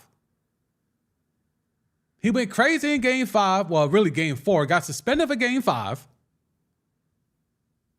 Had to watch the game. He had to watch Game 5 at the Oakland A's Coliseum across the street from then Oracle. Because he was too busy trying to fondle, kick, harass, whatever, allegedly LeBron's nuts. Man's harassed. He's been riding LeBron's...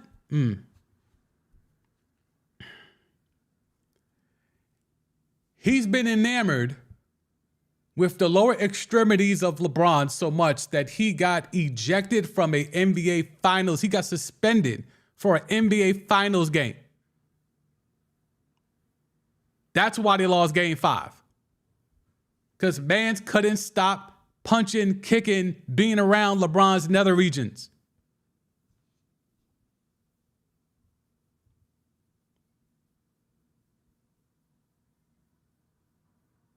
And he actually played better than Steph and Clay in Game 7. That's the only dude that show up on the Warriors in Game 7, blowing that 3-1 lead. Wardell didn't show up that game.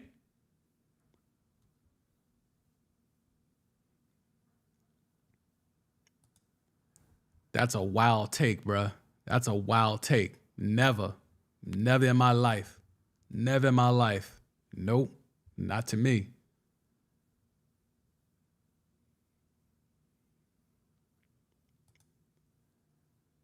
KD made a conference finals. He made an NBA finals before Steph did. If we're playing the whole thing of who did what before, KD made a conference finals and a finals before Steph. If we really want to be semantics, man, we could do that. KD led a team to the finals.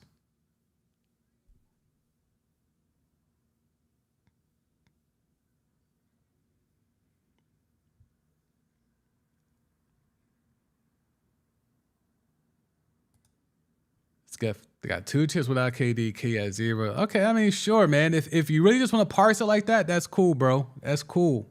That's cool. That's cool, bro. Like, if we're talking that simple, if we're really just deducing it to rings talk, then Robert Horry's better than all of them. Robert Horry is better than all of them, okay? Are we happy now, chat? If we're doing the rings bullshit, Robert Horry's better than Steph. Here, I'm going to type that shit in my damn self in the chat. If we're doing the rings talk, Robert Horry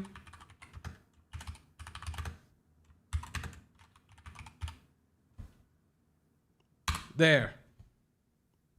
Y'all happy? Y'all happy? Y'all happy? There it is. If we're doing the ring shit, then there it is. If that's all that matters, then there it is. Robert Horry.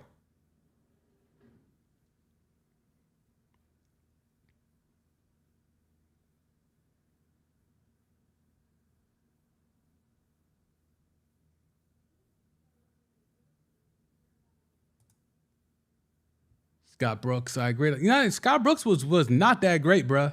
Scott Brooks was not that great, bruh. He was a real problem.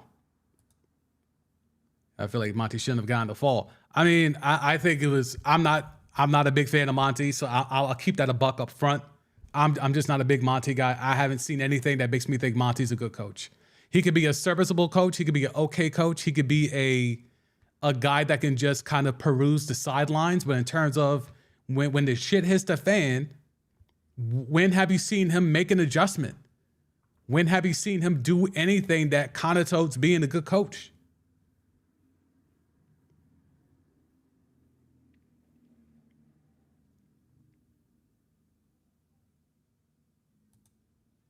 Exactly. You have to remember Steph did nothing in those 2 finals that KD got the finals MVP for. Remember, even Andre Iguodala even got finals. That's what I'm trying to tell him.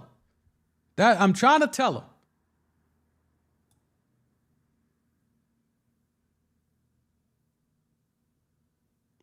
I don't know what comment I ignored. Enlighten me. I'm trying to catch up on the chat, so I'm scrolling. So I may have scrolled past it.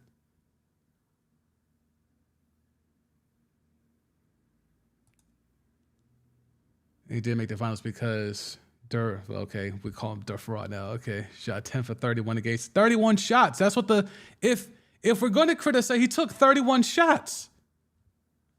You want him to, I don't understand. We kill AD for not taking enough shots.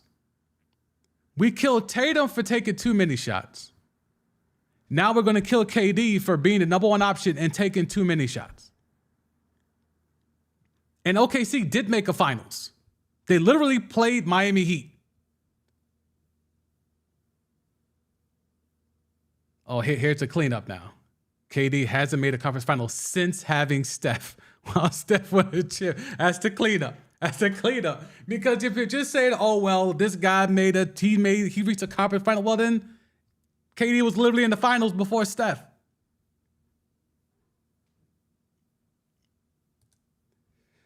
Okay. This area is soft. Okay. Okay. I'm scrolling.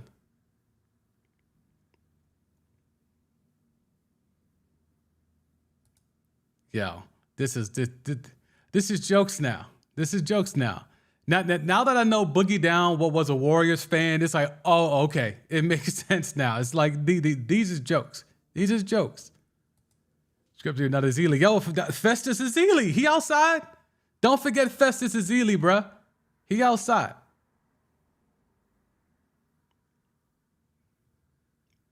Bruh, yo, let them know, bruh. I don't understand. They acting like, and again, remember, they all pulled up to the meeting on the 4th of July, and Steph was there. Steph wasn't rocking with it. He could have said nah to the whole agreement. If he really felt like, nah, I got to do this dolo. I don't want KD here because it'll be too easy. I'm going to do it dolo. Could have said it, but he didn't. He took the ride for them 2 chips. He took the ride and collected them 2 easy-ass rings.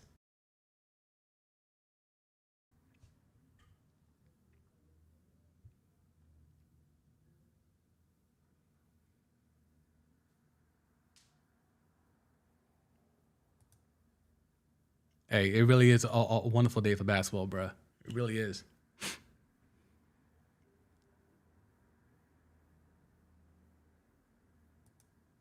The Warriors were the favorites easily with KD. They were favorites over everybody. I don't understand the point here. Because it's, you know why they were the favorites easily? Because they had KD.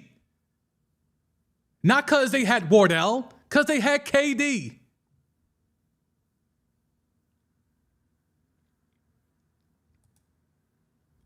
I'm saying the media is hating KD because he got 2 over Day King. I mean, I think it's just the fans. Low key, the media don't really give a fuck about Bron like that, bruh. I'ma keep it a buck with you. The media don't really give a fuck about Bron like that. They really don't. Like, allegedly. Excuse me. Allegedly.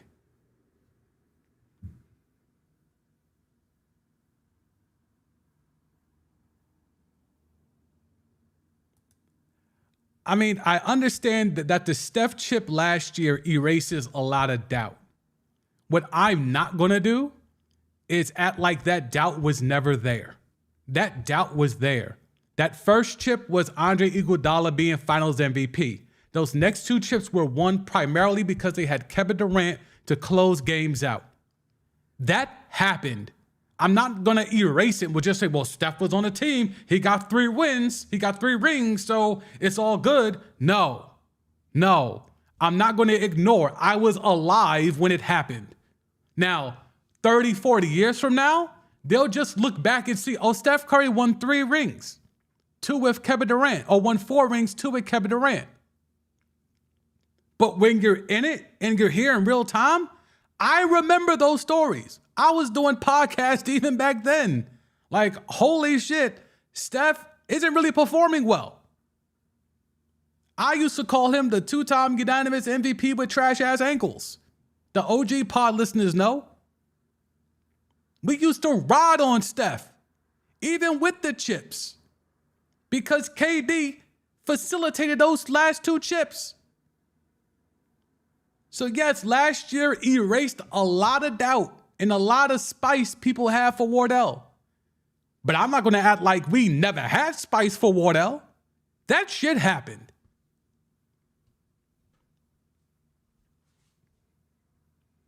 I did not ignore your comment. We talked about it. Number one option goes out shooting. I don't know why we're going to kill him for going 10 for 31.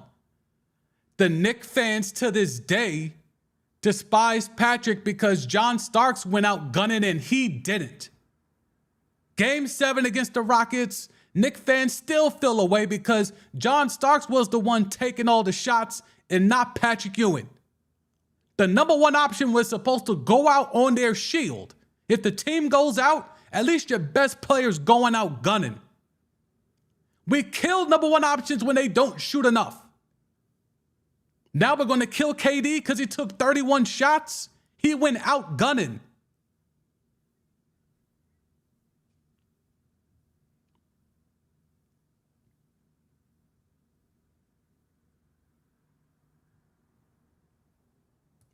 Y'all are making it about rings. So it is just rings. Y'all are just making it about rings. Y'all are out here telling me how Wardell has 2 without KD, ignoring that the 2 he got with KD are primarily because of KD. And if we take KD off those teams, Steph probably doesn't have 4 rings. And he might not have gotten a ring last year if he doesn't have those 2 with KD, because he would have had to work that much harder by not having KD on those teams. So who knows how long those trash-ass ankles would have held up back then. They're holding up now, barely. But back then, those trash-ass ankles were not holding up well. He got to be able to rest and play less minutes and take less shots, less wear and tear on his body, because he had a bona fide killer on the other side who rolls out of bed as a 30-piece. If y'all don't see how that extended the career of Steph Curry to allow him to do what he did last year, then we can't talk basketball. That's basketball 101. They extended the life of Wardell by giving him top-tier help to allow him to rest. It's a thing that really happened.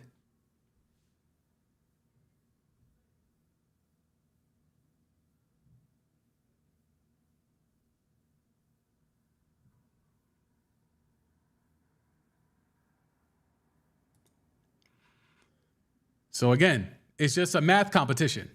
So it's a math competition. Okay. So then if we're going to do that, then, all right.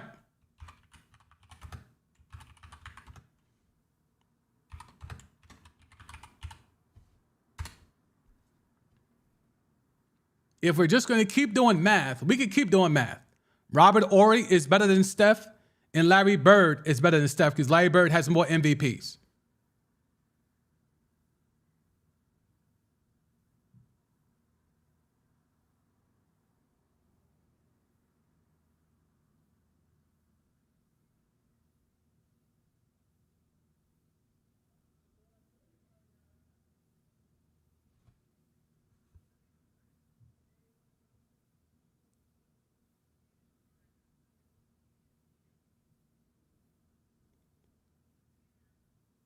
Let's see. It's a mixture of rings. My bad. I'm just trying to catch up to the chat. Y'all going crazy in the chat, so I'm trying to catch up. It might be the delay's a little bit crazy today.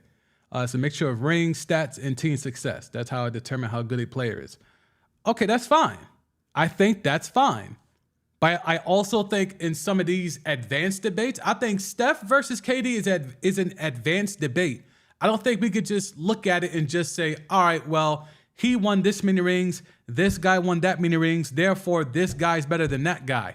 I think we have all watched Stephen Curry play and Kevin Durant play. If you're telling me Steph Curry's better than Kevin Durant, I need a better reason than he's got more championships. Because that doesn't mean someone's better to me. Now, if you're going to give me more than that, then I can have that conversation. But if you're just telling me, well, Steph's got more rings and he's got one more MVP, that don't mean that much to me. How many MVPs Kobe won?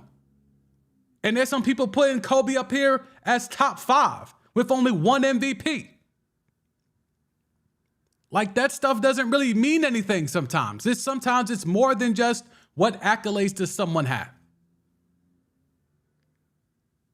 Giannis has 2 MVPs. Is he equal to Steph? Well, I guess not, because he's only got 1 ring. We're just going to keep finding ways to just do the math and keep stripping stuff away. I don't get it.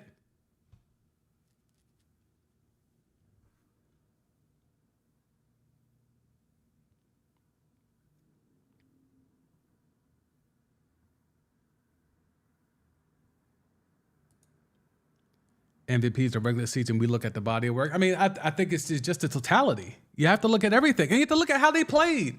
Like, we've seen Steph Curry be small in big games. That's why he needed last year. He needed last year. Are we going to ignore that last year? Put a lot of that shit to bed? So even with 3 chips, even with 2 MVPs, there were still doubts about Wardell. And then last year happened. And then it's like, all right, dog, now you got it. Because he wasn't the finals MVP. And he's never played that well in the finals. That was a real thing. That wasn't made up. That wasn't narratives. There's numbers to back that up.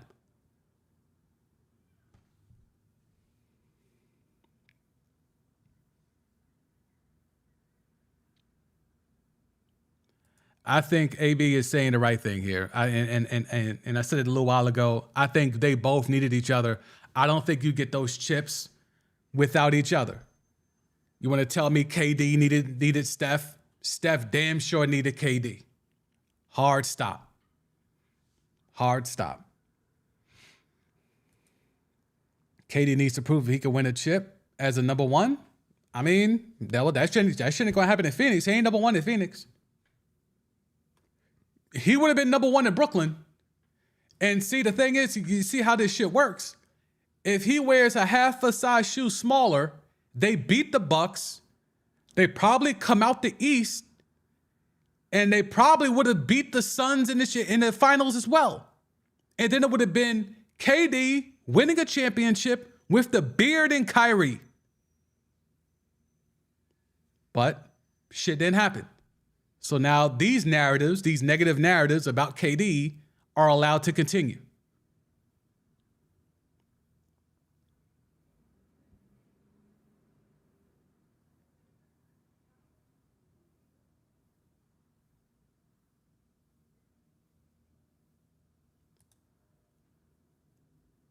I mean, if I'll go along with this, right? Steph has been a more transcendent player, and that's insane when you look at Kevin Durant being the evolution of Dirk Nowitzki and Larry Bird.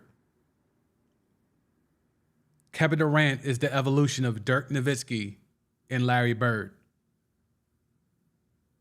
And the fact that we could say that Steph was even more transcendent and more evolutionary and revolutionary than that is saying a lot. But just saying he's better, I can't roll. Better offensively, that's highly debatable, but I'll have that debate. But better as a basketball player, Steph's never played defense, bro. KD was top tier at one point in his career defensively. He was a two-way player. I'm never going to choose a one-way offensive player as being a better player than someone who plays both sides of the ball. No way. Can't be me.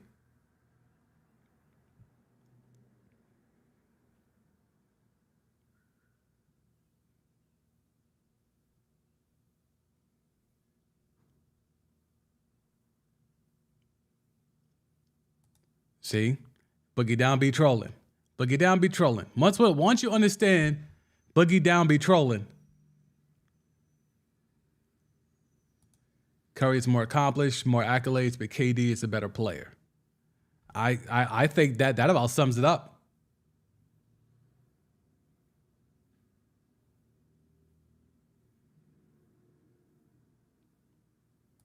Okay, so at least we're all on the same page when it comes to Burrow. But wait, hold up. Boogie down. Larry Bird.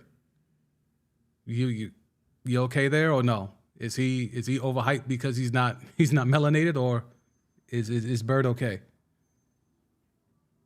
Woo! Let's go. Let's go, Ant. Let's go.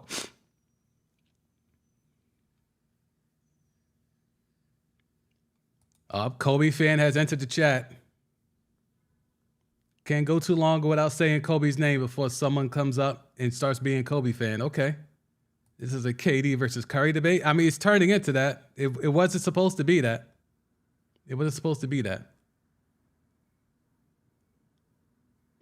Okay. A Kobe fan is picking Curry. That's interesting.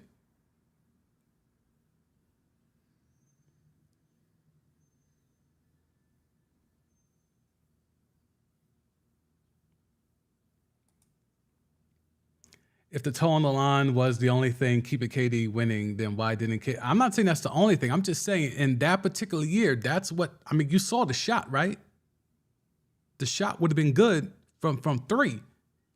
They win the game. They don't go to OT. I'm just saying, like, I'm not sitting here. Again, I don't want any of this to come across like I'm about to die on the hill for KD. I'm just having the debate. I'm just having the debate.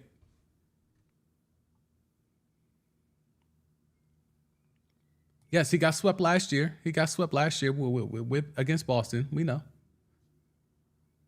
I'm not saying KD is no longer a number one option. Okay, dude. I guess I have to say it to make sure y'all are clear on where I stand. KD is no longer a number one option. Not on a champion.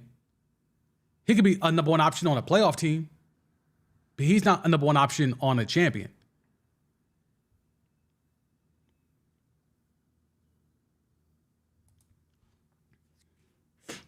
Script Zero, there's so many variables that you have to account for when you talk about KD not winning a ring outside Golden State. There aren't enough characters in the live chat to go through. That's all I'm saying. Like, there's a lot more to it. There's a lot more to it than just he's a choker. I mean, those OKC teams, that should have been a dynasty. Now, looking back on it, we now know why that was not a dynasty. Woo! I can always depend on Boogie Down. I could always depend on Boogie Down. Larry Bird, def overhyped. Okay. All right. I expected as much. I knew it. That's why I was like, wait, we all can. I said, wait, nope. I know Boogie Down probably does not agree. Bird will be trash. In today's game, you're saying Bird will be trash? A 6'9" power forward that could shoot from anywhere, has handles, can hit the board, could pass. That'll be trash in today's NBA? Doesn't sound like it. It doesn't sound like it to me. Dude was slow as fuck, no handles. He wasn't slow in the 80s. Late 80s into the 90s, yes, he was slow because his back was fucked up. Young Bird was not slow.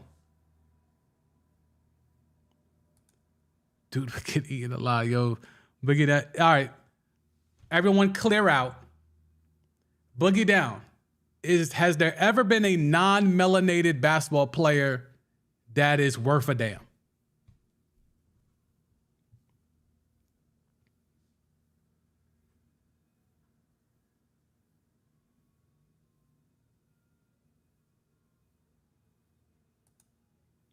Maybe I think KD could be a number one in the right system. Man, those systems are dying, bruh. I don't know about that. I don't think so.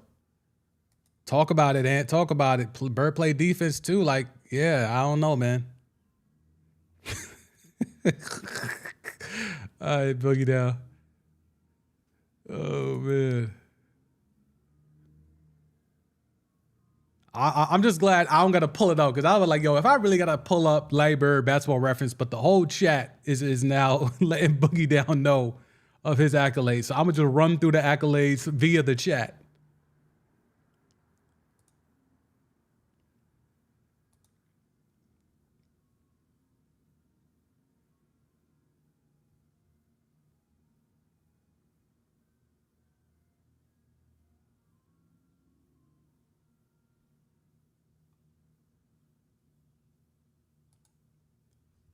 Okay, Steve Nash, John Stockton, and Dirk were the best non-melanated and legit.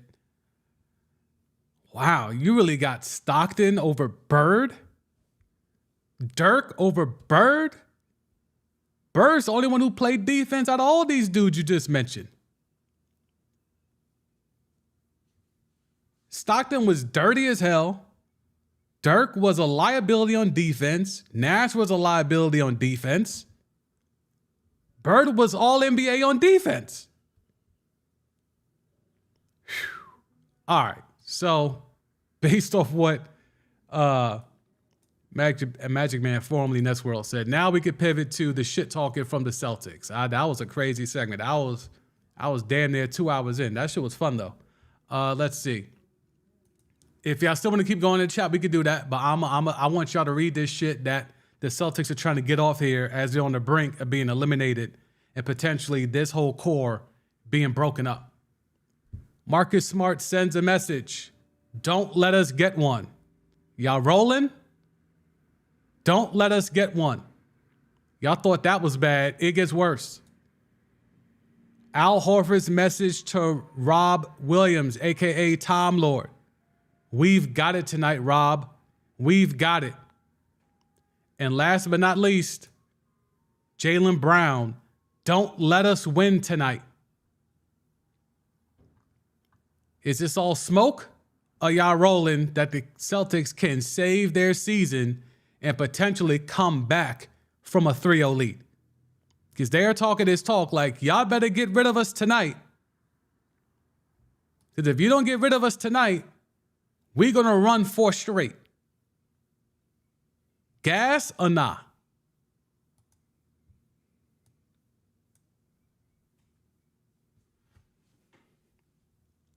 Chat's still fired up. Always leave it to Boogie Down to fire the people up. Paige, yo, this is how you know he's trolling. This is how you know he's trolling. Man just talking about Paige Stojakovic and Tony Kukoc instead of Larry Bird. This is how you know he's trolling. This is peak Boogie Down right here. And if you're new here and you're just pulling up, if you could drop that like if you want to hear Boogie Down explain to us how Paige Stojakovic is more talented than Larry Bird, drop a like in the on the video, on the stream. Oh, man. Steve Nash, Bird, Stockton, Dirk, I can't roll with that nonsense. Yo, it's all trolling, man. It's all trolling. Celtics are all cap. Yo, I mean, they out here, they out here talking that shit though. They out here talking that talk. Don't let us get one. We got it tonight, Rob. We got it tonight. Like, that sounds like some Al Horford shit. Like, Al Horford does not seem like the type that could get you motivated, right? And then Jalen, you know, who wants to be the next Jim Brown. Don't let us win tonight. Okay. Okay.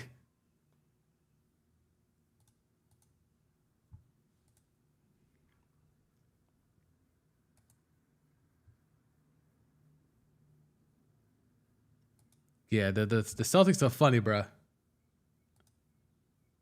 I don't believe it. They need more people. That's facts, though. That's facts. That's facts. That's facts. Yeah, it's wilding. They wilding. They big wilding. And I think, you know, they're going to try to do they're probably going to try to do some changes to the rotation because it's all hands on deck. But I don't know what you can really expect from this team. This team should be put out the pasture. Joe Mazzulla is in over his head. Jaylen Brown looks like he's ready to play for whoever he's going to be moved to next before his contract expires after next year. Jason Tatum, you know, he think he Kobe. He ain't Kobe. The cosplay has to stop. You know, it's just a thing where they need to break it all down. They sacrificed Robert Williams a few years ago. You know, playing him when he was injured. I don't know if he's ever been the same. He was supposed to be a piece. But, you know, they have sacrificed a lot. Malcolm Brogdon was supposed to be the starting point guard. Hasn't happened yet. He can't get past Marcus Smart for whatever reason. Whether that's Mazzulla or whether that's the front office, I don't know. Brad Stevens, I don't know why he keeps ducking the smoke. He inherited this team from but it's ultimately his team right now. It's his team right now. So ultimately, we're going to have to really sit here and navigate if the Celtics can really hold on and keep this thing rolling. It's a good chance they win tonight. They could win tonight. I don't think it means anything, even if they win tonight. They're not going to win this series. They're not going to win this series. So, to me, it's like, okay, cool. Even if they get it tonight, they're not going to go up to Boston and win another, and then another, and then another. Like, that's not happening. But it looks like all signs are pointing towards that squad being done. Let's just make sure there's nothing NBA-wise before we pivot to NFL. Pat Bev says he's going to go back to Houston. Who cares? Oh, make sure he gets his drop. Make sure he hits it. You know what I'm saying? We got the equipment right. We good. We good. So it's a lot of content just being put out here. Oh, look at MJ. 3.5 mil. And a Hennessy Venom F5 Roadster. Okay. Malik Beasley. I don't think a team can beat us in a 7-game series if we have this experience in a training camp together. Cool story, bro. Guess who won't be there for training camp next year? Malik Beasley. Okay? Like, it's over, bruh. It's over, bruh. Teams around the league believes a James Harden return to Houston is certain. Okay, so that's a wrap. More Celtics. I've had a source tell me in the past week that this Celtics team feels like a group that's tired of fake liking each other. Because remember, Tatum's been trying to trade Jaylen Brown every time KD's available. KD and Tatum are real tight, and he's been trying to get KD on the Celtics for the longest. But you know, tis what it is, man. Let me get things set up for the next segment. Top 10 QBs. There's a list that came out, and there's a lot of quarterbacks on that list. And I just want y'all opinion on that list. I'm not even going to put my own spice on it yet. I'm going to let y'all dictate if this list is fraudulent or it's valid. Okay? Miami needs to win, though. Yeah, Miami will win. It'll be taken care of. Top 10 QBs, courtesy of Pro Football Focus. Patrick Mahomes 1, Josh Allen 2, Joe Burrow 3, Justin Herbert 4, Aaron Rodgers 5, Lamar Jackson 6, Jalen Hurts 7, Trevor Lawrence 8, Kirk Cousins 9, Dak Prescott 10. Now, there's a little caveat. Must be projected to start week 1. So these are, per Pro Football Focus, the top 10 NFL quarterbacks. Mahomes, Allen, Burrow, Herbert, Rodgers. Top 5, bottom 5. Lamar, Jalen Hurts, Trevor Lawrence, Kirk Cousins, Dak Prescott. Y'all reaction. I ain't saying a word, because there's there's one spot I'm looking at that I want to see if y'all see it. I already kind of gave it away in how I laid it out for y'all, but, you know.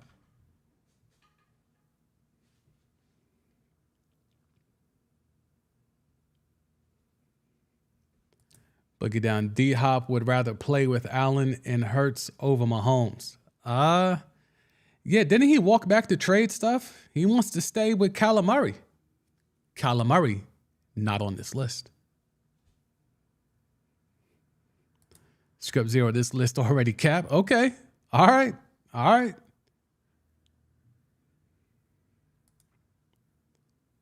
Let's see. Boogie down. Rodgers and Herbie need to be dropped out the top 4. I agree with one of those. One of those, I agree, should be out here. Should be out of there.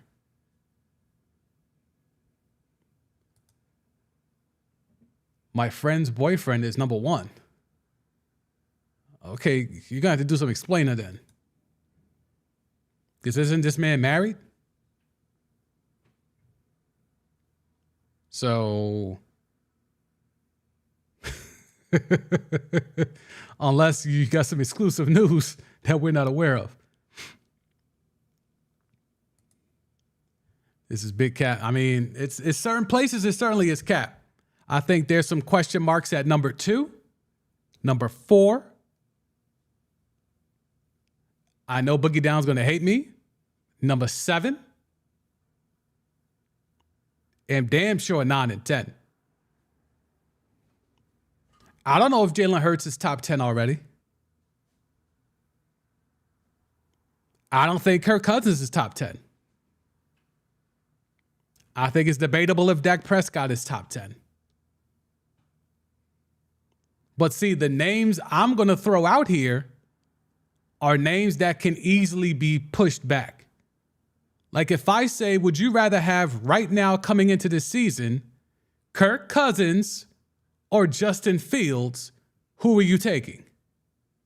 Now, the experts would say Kirk Cousins, but I think us, which is the streets, are going to go out here and say we want Justin Fields over Kirk Cousins. I don't think Justin Herbert is the fourth best quarterback in the league. I don't think that at all. I think he might have a top 4 in terms of arm strength in the league. It might even be higher than 4 if it's just purely off arm strength. But I don't know if Justin Herbert's the fourth best QB in the league. I don't think so. So to me, I see some spots. But again, these lists are brought up for conversations like this, for content like this, to just go out here. Okay, what do you think? Do you agree? Who would you move? And who would you move where? Are you dropping somebody out the top 10? Who are you putting in the top 10? Like that type of shit. So, but to me, Justin Herbert is not fourth. Drop him down. I think to me, Josh Allen is not 2. Drop him down. I would move up Lamar. Jalen Hurts, if you have to have him, he certainly has to be in the bottom 5 of a top 10. I would put him closer to 10 than closer to 5, but that's just me. I would put Joe Burrow at number 2. I would put Burrow at 2. I would probably go Lamar. I would probably go Rodgers, Lamar. So Mahomes, Burrow, Rodgers, Lamar. I'm not that big on Trevor Lawrence either. See, the QB shit is tough. This feels like there's definitely some dudes missing. I didn't want to do too much prep on this because I just kind of wanted to react with y'all on the fly. Like, it's really looking hard to figure out, like, where the proper seating should go in a top 10 list. But let me catch up to the chat.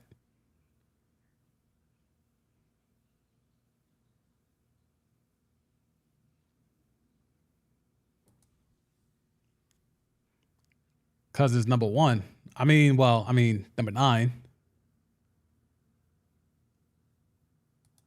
Oh, Magic Man's a Giants fan. Okay. You are definitely going to want to be tapped in on this stream. Oh, ain't no way. He's number 9. Okay, got you. Okay, I see it now. Oof. Oh, Scrub Zero. Karen Rodgers is not a top 5 QB anymore. Herbert was never no top 5 dude. Nah, I agree. Herbert is not top 5 to me. That was the first thing that was glaring. Like, wait, Jay Herbo? Number 4?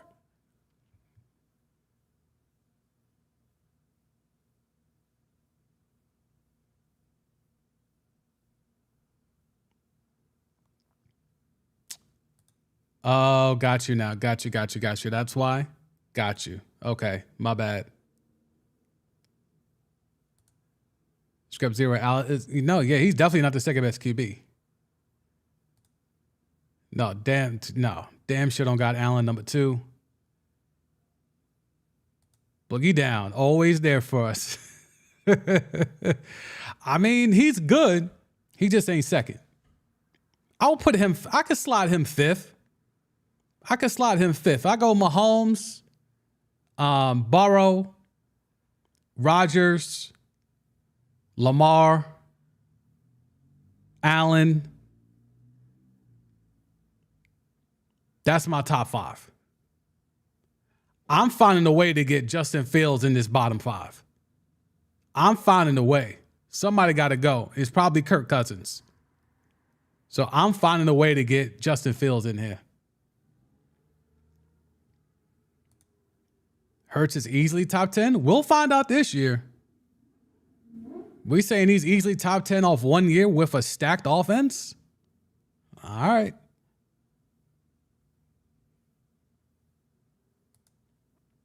Yeah, Cousins is definitely not top 10. He's paid like he's top 10, but he's not top 10. Joe Burrow better than Josh Allen? Yep, I agree. I agree with that.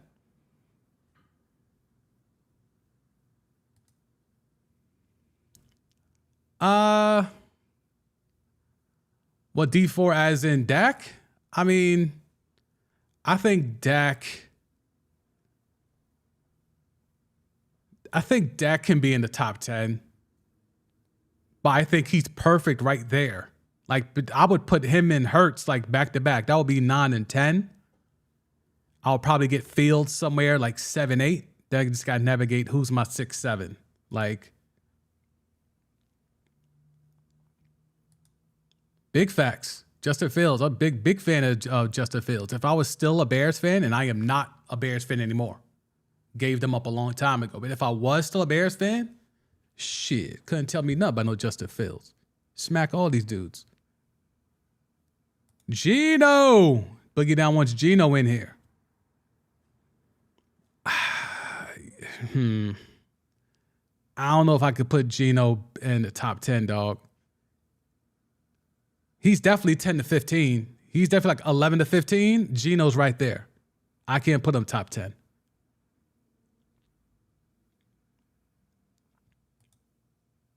Okay, Mahomes, then Burrow, then maybe Lamar. Okay, yeah, I think that's where. See, I consider us to be the streets. I'll let the blue check boys like this do all this type of shit. You know what I'm saying? He's a blue check boy. You see it here. You know what I'm saying? So, but for me, I consider us to be the streets because we're the ones that are actually watching the games. We have this shit in group chats. We're having these conversations, and yeah, I listen more to the streets than I listen to blue check boys.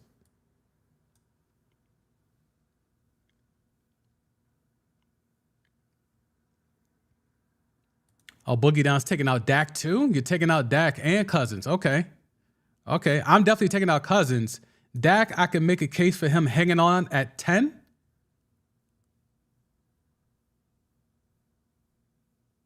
Maybe Fields all day. I mean, I think he's gonna be on this list next year. I'll put money on that.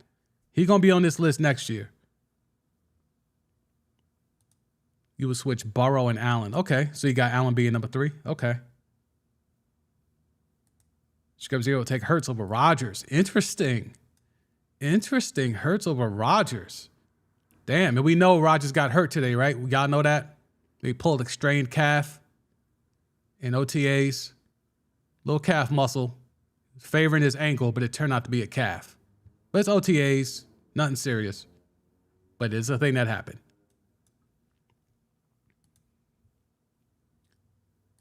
Yeah, Trevor Lawrence is definitely not top 10. That's what I'm saying. Like, for me, as much as they had a good run last year, they did choke away that playoff game. I would take Justin Fields right now over Trevor Lawrence.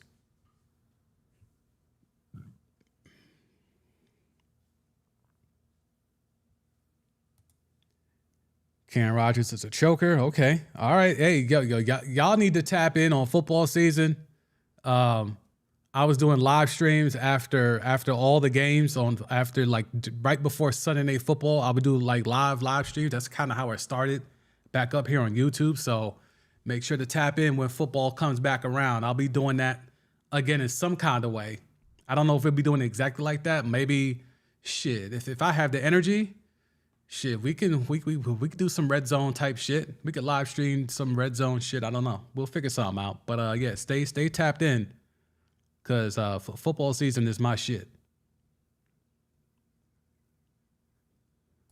Okay, everyone's giving their little top 5, top 10. I like that. Scrub Zero, personally have Lamar number 2, Burrow 3, Allen 4. The rest I would have to think deep. Yeah, I think that's the thing. Like, as long as you can get your top 5, after that, it's kind of whatever. There's not that market of a difference between 6 to 10, in my opinion.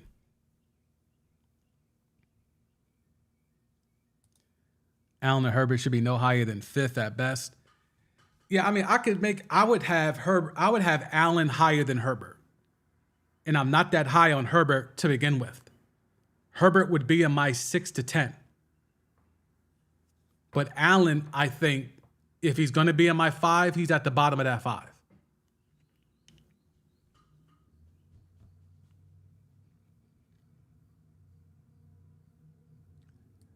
Uh-oh. Boogie Down. Did he see this comment? I'm normally just going to let, you know what I'm saying, any type of Lamar slander, I'll let Boogie Down handle.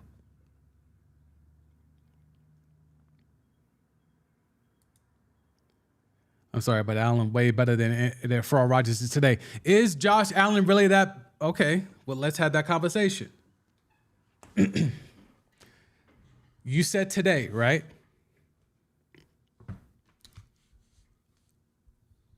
we had the conversation about Steph without KD and KD without Steph and all that. Have we seen a good Josh Allen without Stephon Diggs?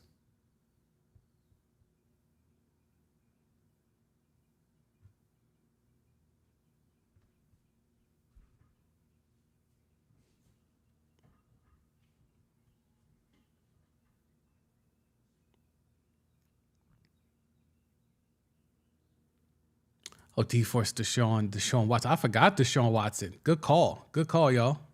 Good call, y'all.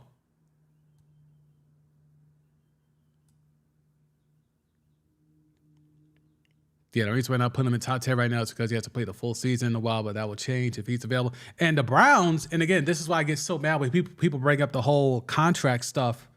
Like when we talked about Lamar and even the Jalen Hurts stuff and Mahomes, is they're trying to work on a new deal for him as well, in addition to Joe Burrow.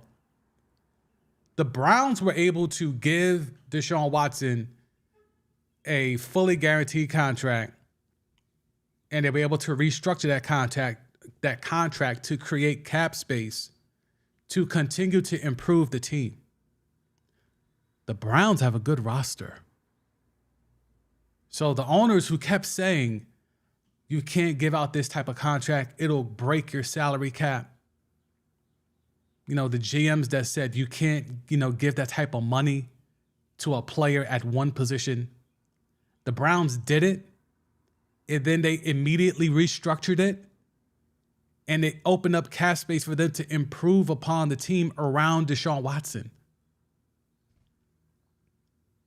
Could have been you, Lamar. Could have been you, Jalen. It should be you, Patrick. It can be you, Joe Burrow, and Justin Herbert. Let's see if any of those three have the balls to step up and do it. But I will not get into that today. I just wanted to get that off, and that's it. I just want to get that off, and that's it.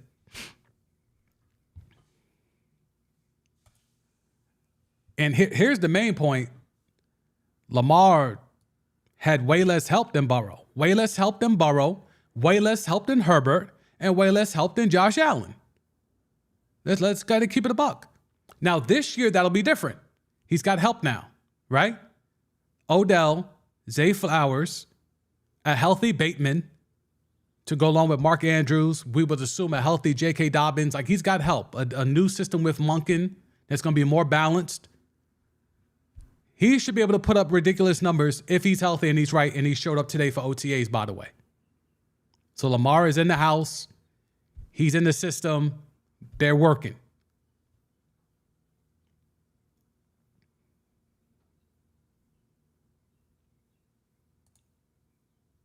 Yep, definitely forgot that Deshaun was there. Deshaun definitely deserves to be in that conversation.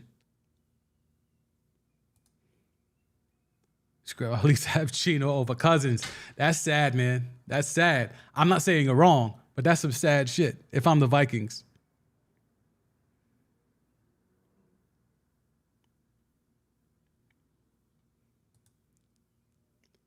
I'll have anyone over Kirk Cousins or at least in the clutch. Yeah, I mean, Kirk Cousins has never been clutch.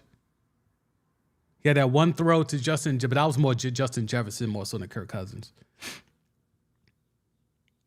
Rodgers hurt already. Yeah, I mean, it's just a strained calf. I think they've admitted as such that was just a calf. Let's see. Let's see if we can blow this up. Oh, apparently Alan Lazard also got a little banged up, but he just got hit in the nuts. Maybe it was Draymond.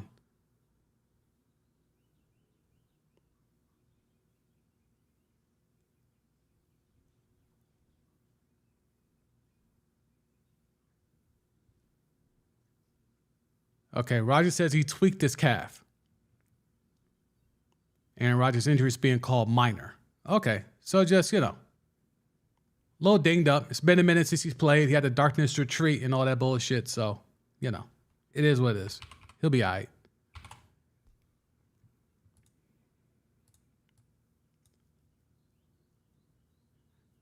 But get down, Rodgers won't even make it halfway through the season. I mean, it's a good chance. It's a good chance. Zach Wilson better get those reps. Zach Wilson got to get all the reps because you never know. With an old man like Rodgers, you never know.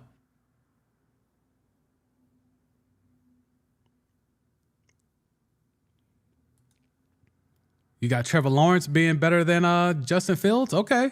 I will fall back. I got Justin Fields.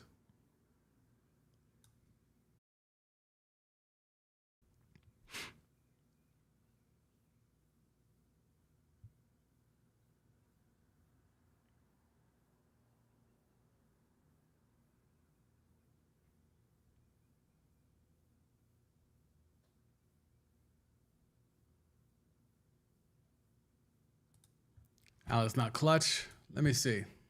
Magic Man asked a question. Let me pull that up. Do.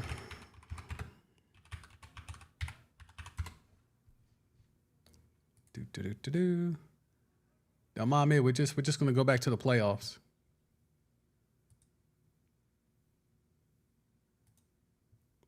Schedule and results. Playoffs. Box score.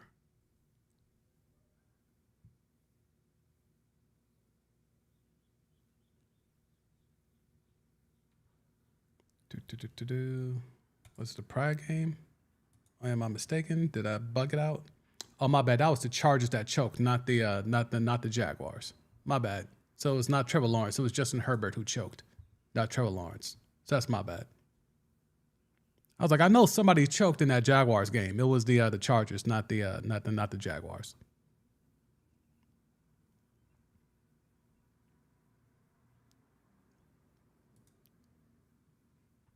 We know Allen needs that man, Stephon Diggs. Yo, man, it's a clear difference, bro. Like, if you look up the numbers prior to Stephon Diggs getting there and after Stephon Diggs got there, it's night and day, bro. His completion percentage jumped up 11%. Like, it's a clear night and day difference. So, and that's when the narrative started about Josh Allen being MVP. It's when they got Stephon Diggs. It's like, well, isn't that convenient? Meanwhile, Lamar got an MVP with damn near nobody.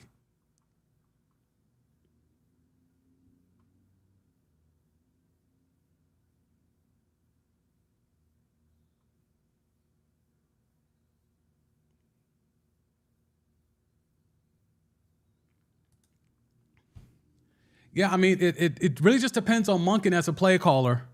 But yes, I mean, he's got weapons and he's locked in. He's got a 5-year deal. So even if, like, the excuses for Lamar don't matter anymore because he got the bag. Once he got the bag, the excuses don't really matter anymore, to be quite honest with you. Like, what are the Ravens going to do if Lamar just keeps being really good but never great?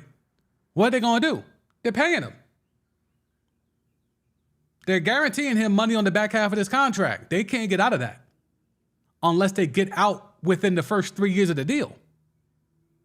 But even then, the dead cap hit would be ridiculous. So I don't know if there's really any more pressure on Lamar Jackson, to keep it a buck with you. He got the bag. They gave him the money. Yes, it's an improvement from the money that they offered him last year. So, you know, this whole song and dance about the money, fully guaranteed, not fully guaranteed, all that, it did work slightly in Lamar's favor, but now the pressure's off to me. And he forced them to give him help they were not giving him in years prior.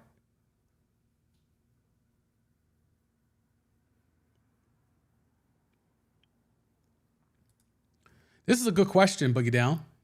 If Lamar wins MVP and Super Bowl this season, does he leapfrog Mahomes? I think there's not a chance in the world that the Blue Check Boys would ever put Lamar Jackson over Patrick Mahomes. Now, us, as in the streets, will the streets say Lamar is better than Mahomes? That's a different conversation. That is a different conversation. Now let's have a real conversation though. Like let's not play favorites. Let's just have a real conversation. Mahomes is a better thrower of the football right now. So he is a better passer of the football than Lamar Jackson right now. However, Lamar is superior in foot speed, escapability, rushing ability. If Lamar is able to get it off this year with Zay Flowers, Odell, JK in the backfield, Andrews at tight end, likely at the other tight end. If they're able to get this offense off the ground, and, he said he wants to throw for 5,000, 6,000 yards. If he does that and still runs for, close to a rack,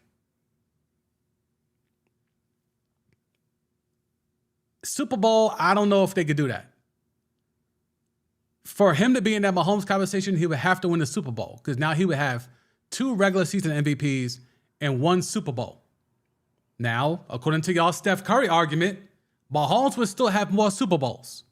So therefore, Mahomes would still be better than Lamar Jackson, according to y'all math from the NBA, unless the NFL math is different.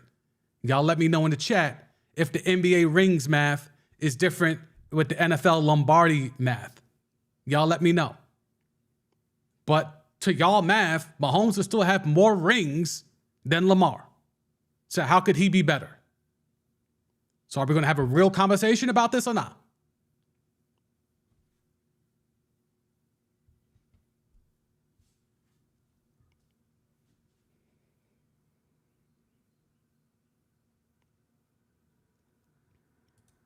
Oh, Magic Man, Drew Brees is one of the biggest frauds in all of football, on and off the field. One of the biggest frauds. He might be the point fraud of the NFL. Y'all thought mans in Green Bay that wore Wranglers was wilding in terms of the welfare system. Drew Brees was out here with a Ponzi scheme, a pyramid scheme, against underserved communities via the church. They were targeting underserved communities and black and brown people down there in New Orleans through the church and running them through pyramid schemes. It's a thing that happened. So the point fraud of the NFL, Drew Brees. So no love over here for him.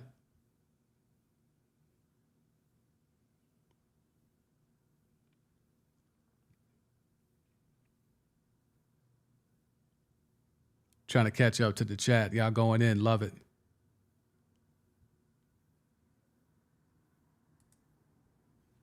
You read about Stephon Diggs, but he doesn't just throw the ball only to him. It opened his eyes to the field. Well, here's the thing about that, right, Ant? Yes, right? So, yes. However, those other guys weren't open until Stephon Diggs got there. Like, Stephon Diggs commands attention. He's either going to bring the number 1 DB or he's going to bring a DB and coverage over the top with a safety. That opens hella's things up for Gabe Davis and then Isaiah McKenzie and even Dawson Knox. Those guys weren't that open prior to Stephon Diggs getting there. They had to scheme a lot of those guys open. Now you didn't have to scheme those guys open because Diggs is commanding attention everywhere he goes on the field. So it made everybody's job easier, especially Josh Allen.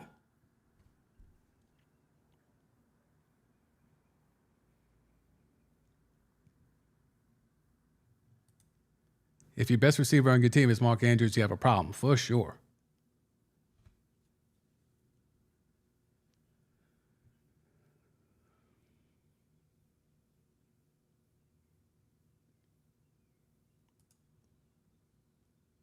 Tell me this, how the great Drew Brees got outplayed by Kirk Cousins while Daniel Jones outplays Kirk. I mean, those are 3 mid QBs you just named. Those are 3 mid QBs.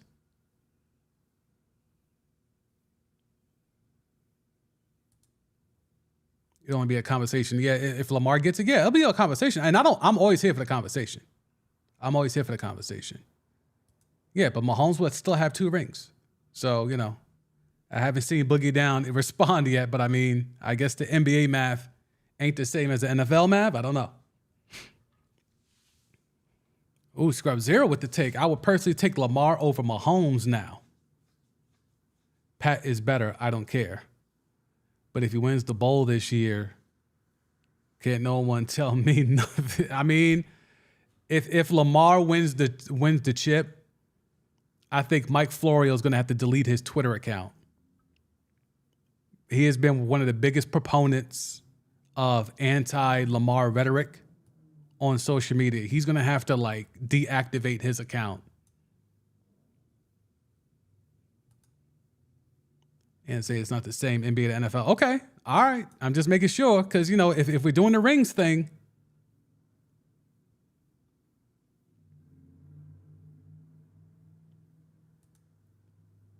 Mahomes already better than all time than Drew Brees. No, that's facts, though. That's big facts.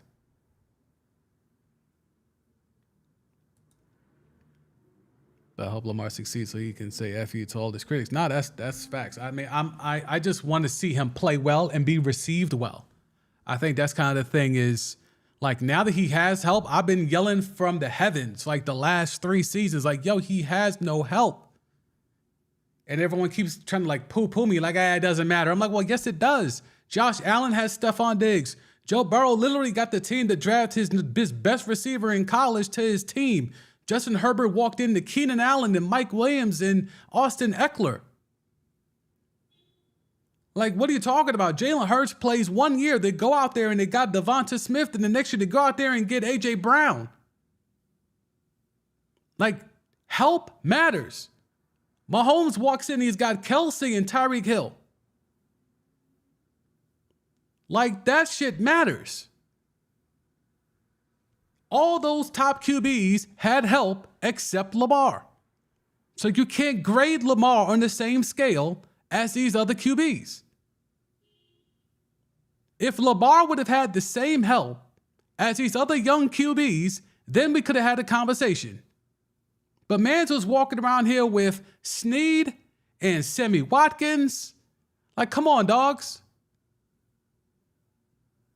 Now, this year, he's got some help.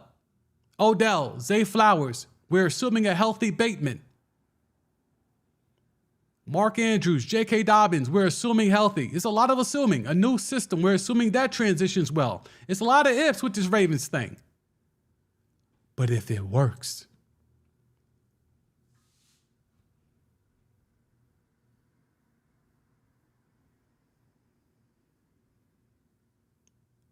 okay, we have an answer from Boogie Down. NBA is different from NFL. NFL is way more dependent on teams, cohesiveness, whereas NBA, the outcome of a game can be directly more impacted by a single individual. Well, can't we make that case about quarterbacks? Isn't the outcome of a game? Like, who has more impact of a single individual in a game than a quarterback?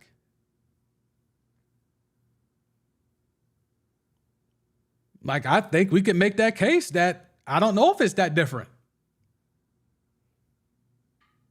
The outcome of a game can be, what we say here? The outcome of a game can be directly more impacted by a single individual. That to me says quarterback. Your Stephs, your KDs, your LeBrons, your Giannis's, same thing like Mahomes. Same thing like Aaron Rodgers, same thing like Lamar, same thing.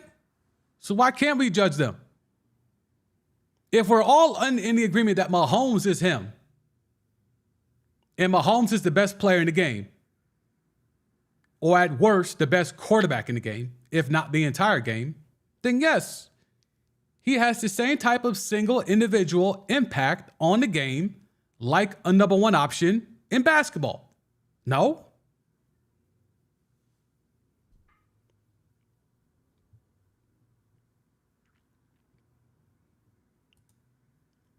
And Mahomes had Kelsey and Hill. Yeah, that's facts. And he's still winning games. That's the thing. Like, Lamar had next to nothing, and he still won a whole-ass MVP and has a great winning percentage, but they keep trying to tear him down.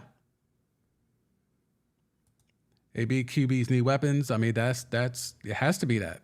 A QB with no weapons, that's why the Lamar thing is overlooked at how amazing that season was. It's amazing.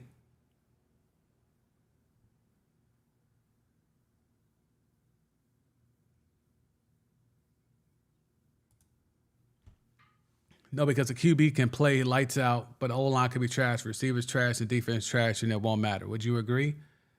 I mean, didn't we see Mahomes take a team to the Super Bowl with that same makeout right there, with that same makeup?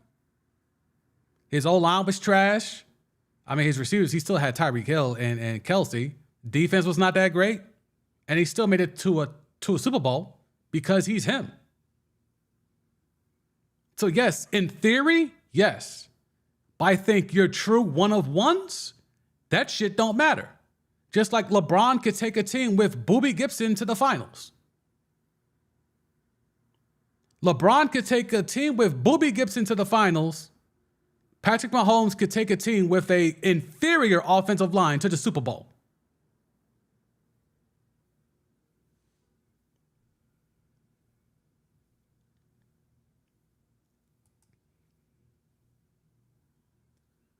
Where a player like LeBron can guard the best player on the opposing team and score at will, directly affecting the outcome. Like, sure, basketball, you get to play both ways, or at least you're supposed to, pause.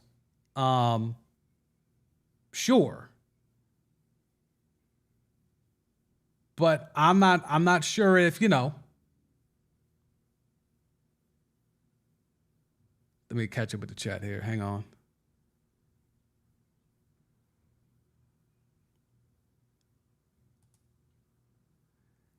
And these QBs are very important, but even they are very dependent on the O-line and the receiving options. There's not a lot of guys who can overcome those impediments of bad teammates. But can't we see the same about number one options in the NBA? LeBron made it to all those finals, all those conference finals.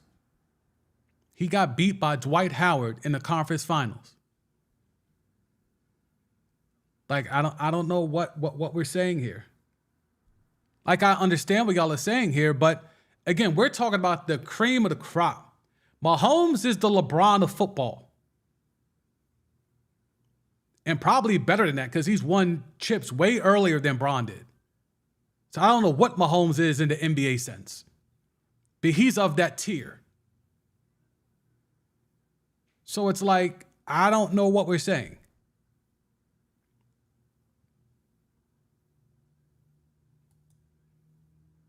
Well, he didn't have Hill last year, but I'm talking about the one where he was running for his life against Tampa. He still had Tyreek Hill.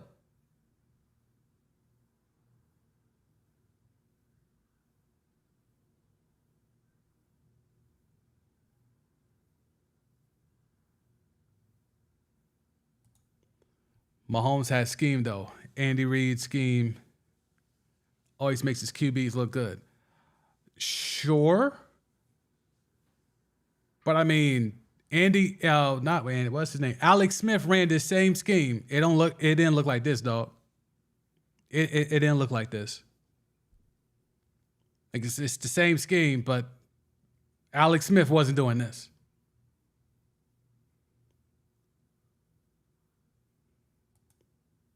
Or Peyton Manning with no defense. Yeah, I mean, Peyton Manning's, that chip he won in Denver had nothing to do with him.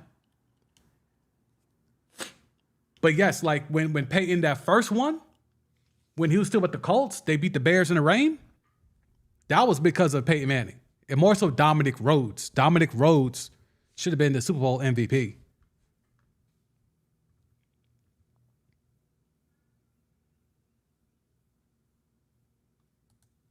Mahomes at the LeBron of football. I mean, yo, dog. Well, yeah, he's better. He's better. He's won chips early. 2 chips in 5 years. LeBron ain't do that. So you're right. He's better than LeBron. Maybe he's the Magic. Maybe he's the Magic Johnson of football.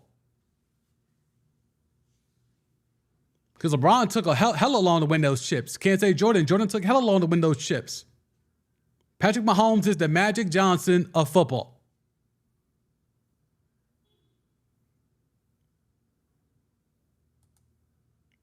Scrub zero. Mahomes is better than LeBron. LeBron is virtually Peyton Manning. I mean, there's facts to be made. Points were made. Mahomes can't do it all like LeBron can. Mahomes literally did it in that Super Bowl against Tampa.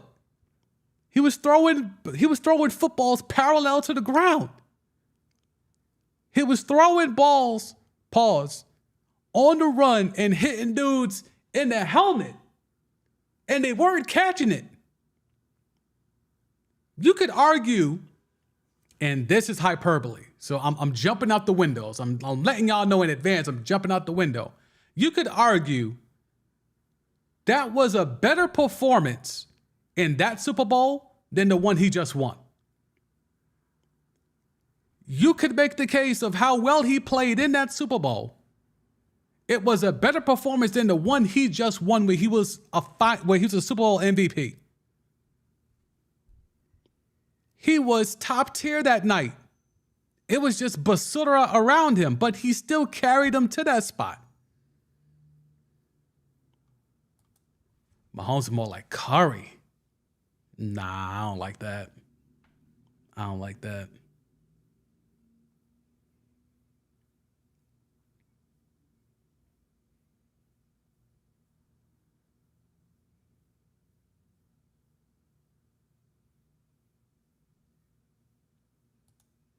So if there's a him, it's Mahomes. Yeah. There's only one. There's only one him. Now, Lamar is in him territory. Like, Lamar would be the Jimmy Butler. Lamar would be Jimmy Butler. Patrick Mahomes is better than LeBron, right? So he's Magic Johnson. And Lamar would be like Jimmy Butler. Got it out the mud. Unheralded teammates, or did it with less on paper. Like, Lamar is Jimmy Butler out here. And Mahomes is like Magic. I mean, he's playing arguably with the greatest tight end outside of Gronk ever in Kelsey. He had Tyreek Hill, and he's been able to spin the block and win another Super Bowl with like Juju, Kadarius Toney, and a bunch of other dudes.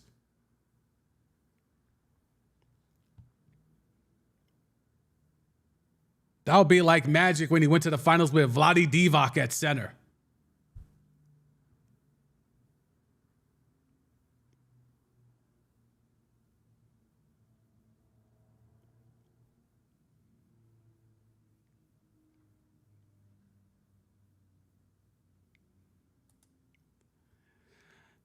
Lamar Jackson is more like LeBron, had to carry a trash roster and can do everything. I think that's slighting Lamar Jackson too much. I like the Jimmy one better. I mean, I see your point. I'm not saying you're completely wrong. I like the Jimmy one better for a narrative perspective.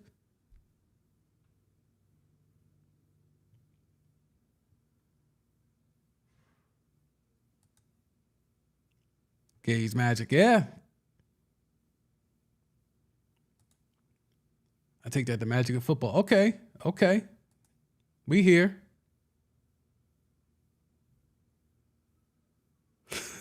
But you got to start with the best with football cops. Super Bowl is a team accomplishments in NBA Finals or not. The best team wins a Super Bowl for the most part. The Nuggets aren't going to be the best team. What team is better than the Nuggets? What team was better than the Warriors last year? What team was better than the Bucks the year before that?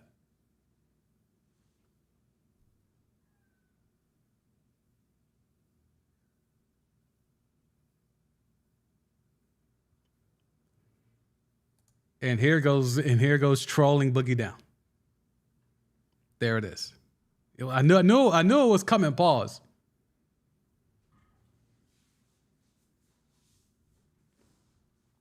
All right, let's see where we at. Damn, you almost three hours in this bitch. So salute to y'all for hanging in there and pulling up. Simple conversations. Top 10 QBs. Go. LeBron, is he going to retire?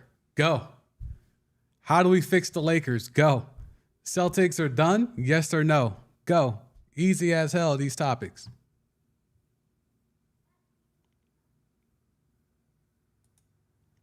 AB, I like the Jimmy comparison too. I mean, I just think in terms of Lamar, Jimmy took a team that Heat team in the bubble was beat up, bruh. Dragic didn't play. Bam was hurt. I believe Hero was hampered. And he still got them to the finals in the bubble, bro. Went through these same damn Celtics to get there. And then he ran into Goliath, and he had nothing for Bron and AD, even though he took them miraculously to 6 games. Now he's running it back with that same roster, more or less, little tinkering here or there, little improvements here or there. And now he's damn near back in the same position, 1 game away from being in the same position. And it's unheralded. Bottom of the first round for Jimmy. Bottom of the first round for Lamar. I don't know. Just saying. Let's see. What else we got? We ain't here to talk about dudes who don't like LeBron. Facts, though. We got games to talk about tonight. Let's see if we can find any new shit that's on the timeline. Let's see if there's anything. Let me see. There was something. No. Let's see. Gilbert Arenas on, Chill Gil has been doing a lot of talking. How many shots did he take at the last game? Probably like 200. To come the next game and take 2 shots, get the fuck off my team. Well, the problem was an offense with D'Angelo Russell. And this is why sometimes, and I don't mean to kill a former player, but, the whole thing of new media. The problem with D'Angelo Russell wasn't him shooting. The problem with D'Angelo Russell was the fact that he was food on defense. That's the problem. Nothing to do with his offense. Yeah, it hurt. It compounded things that he couldn't get his shot off. But the problem is that he was food on defense.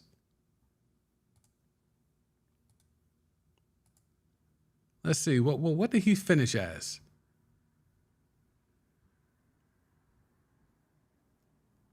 Russell. 6 points. 6 points, 2 rebounds, 4 assists. Where's the advanced numbers? Defensive rating, 126. That's your starting point guard. But here's the real problem. Schroeder was the same. And you know another low-key problem?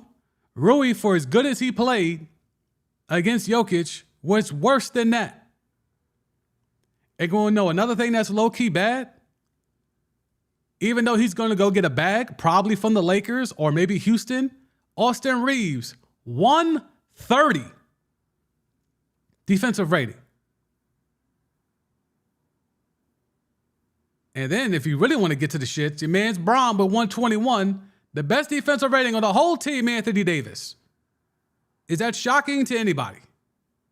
Not to me.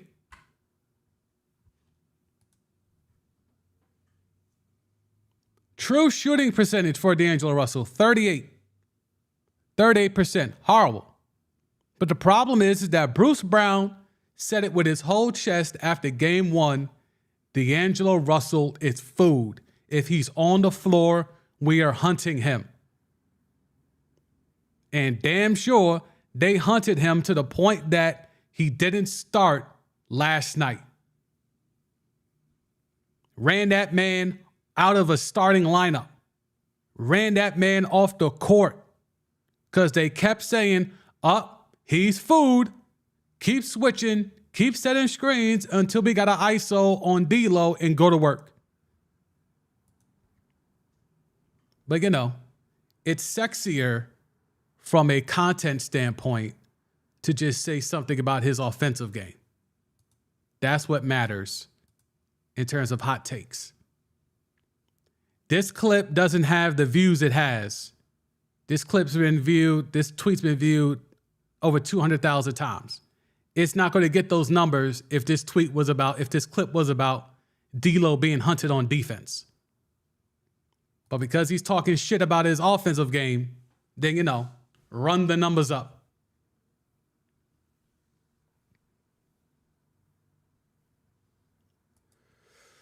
Whew, I know it's early. Who you like at the Super Bowl? God damn.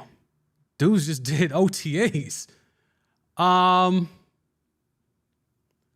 Do not hold me to any of this shit. I ain't even think about the Super Bowl, to keep it a buck with you. I'll just give you teams that I like. And it goes back to, and let me see if I can find it real quick. The homie Warren Sharp. Let's see. Warren Sharp had the strength of schedule. Does he still have it up? Yeah. I'm purely just going off this. So don't quote me on any of this shit, but easiest schedule. This worked for me last year when I looked at the Eagles and I put money on the Eagles early to come out the NFC, and your boys, FanDuel had to run that bread quick, fast, in a hurry when they won the NFC. If you're looking at a Super Bowl, you have to look at a team that has an easy schedule. So you want to look at a team that's made a big improvement that also has an easy schedule. So let's go ahead and get the telestrator out. There's only one team amongst these five, low-key two teams, but there's really one team to me that has a pathway that can surprise people. Because you want a team that can surprise people. You're going to look at the 49ers to say, oh, wow, the 49ers have an easy schedule. Yeah, but it's not as easy as you think. This team right here. That team right there. If you're looking for a sleeper, if you're looking for a team that can shock, I'm going to keep putting arrows at it. If you know, you know. If you were here with us on the draft watch party, you know why. Okay? There's some weapons in their parts, and they have an easy schedule. Now, I'm not going to sit here and say Super Bowl, but in terms of a team that could be a shocker that you might be able to place a bet on, again, the over-under is only 8.5. So I know, AB, you said Super Bowl. I'm going to pivot away from that because I am not nowhere near in position to talk about that. But what I will give people is an idea of if they got some bread they want to lay down, this is some of the stuff I myself look for. Hardest schedule, softest schedule. Hardest schedule, Miami, Buffalo, and the Chiefs. So be careful. If you're just putting bets in, be careful. They have the hardest schedule. We know how it is with Tua and the concussions. We know how Josh Allen had the bad elbow last year, and him and Diggs weren't always on the same page last year. And then Chiefs, they go as Mahomes go, right? So hardest schedule, be careful. Easiest schedule, the 49ers, if it wasn't for the QB, I would say without a doubt, put the rent money on the 49ers. But with that QB position, that trifecta of QBs they got, I can't do that. So if you want a value play to take a shot in the dark, I think there's something there with the Falcons. You can make a case for the Saints too, because Derek Carr is serviceable. Putting him with Alvin Kamara, Olave is some of the guys that they have. They had a good draft as well. The Saints could be in position here. So I think there is something to say with two teams in the NFC South having the easiest schedule this year. That's all I'll say on that. I know that's not answering the question per se, but I hope you got something of value out of that.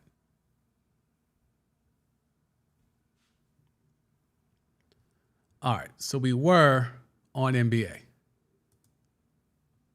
Let's see what else we got. All right, we saw the thing about Pat Bev. Did y'all hear the other thing Pat Bev said on this pod of his? And it involves his mans from Barstool. And I don't want to get kicked off of a stream. But I'll just say this. It involved an act with the man who runs Barstool, a sexual act.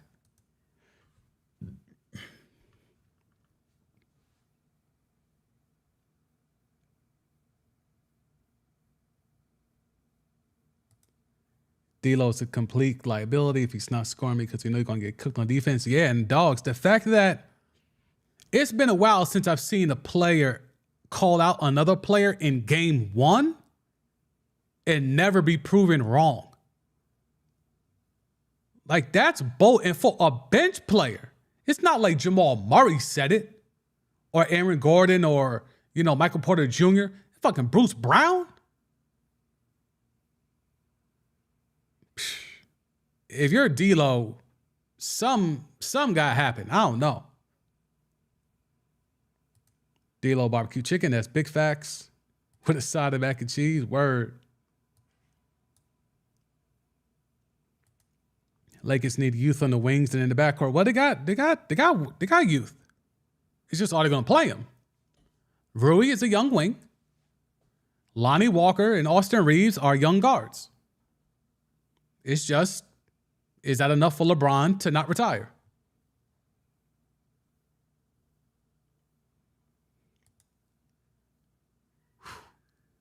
Okay, Magic Minutes, let's go Heat. I mean, I think it's a wrap. I think they finish that sweep. They get the job done tonight.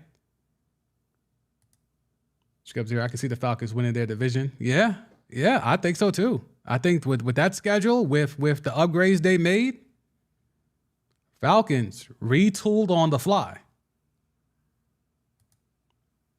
For guys really have an easy schedule. Yeah, it's crazy, bro. It's crazy. And the Giants got screwed. Giants got ridiculous road trips, back-to-back West Coast trips. They screwed the Giants.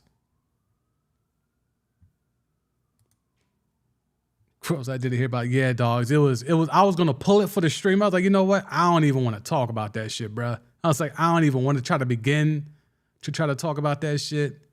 I'm good on that. Let's see. Oh, yeah, here's D'Lo. I'm nice. I know who I'm as a player. I can be better than your point guard. I can be better than your shooting guard. Yo, what the fuck is D'Lo saying here, bruh? Man's just got cooked by Bruce Brown after game one. Bruce Brown stole that man whole swag in one soundbite, and he had nothing left. D'Angelo Russell got his whole soul snatched, pause, from Bruce Brown.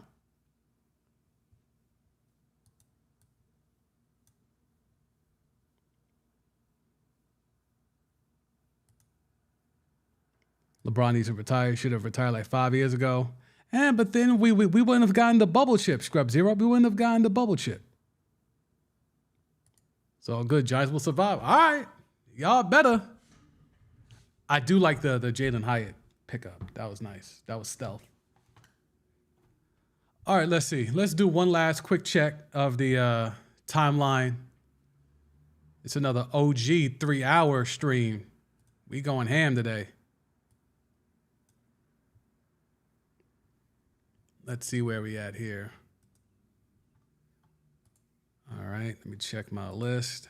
We're good there. Touched on that.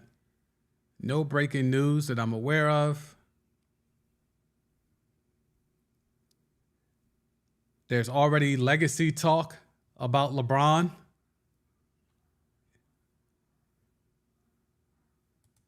Because I don't care about that bubble chip. Okay. Lakers season results since signing LeBron James. They've missed the playoffs, championship in the bubble, lost to Phoenix in the first round. But you got to put an asterisk next to this. You got to put something next to this. You can't just put this here and not say nothing. Because this here, they were up 2-1 and then AD got hurt. They were up 2-1 and then AD got hurt. So, yeah, this is a failure. But it's more of a failure of this guy. Because AD was cooking and then he got hurt. 2022, they missed the play-in and then they got swept in the Western Conference Finals. How would you describe the LeBron Lakers era? I mean, it worked out well for LeBron. He got his ring. As long as he gets one ring somewhere, it can't be a failure. It may be a failure to the fan base. It may be a failure to people grading his legacy year by year, but ultimately, it can't be a failure. Let's see. I got you, Metzman. You just had deja vu. What happened?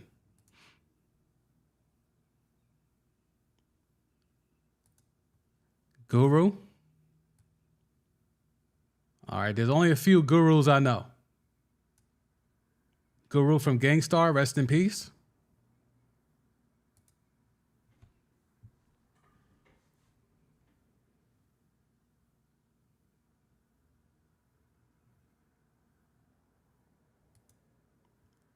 I thought Guru has a KD fanboy, so he really can't be talking. Who's Guru? Guru in the chat? It's been a 3-hour stream. I could be losing my memory right now.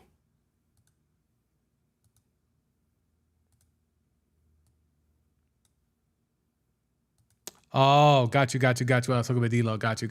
Okay. Yeah. I mean, look, it's oh,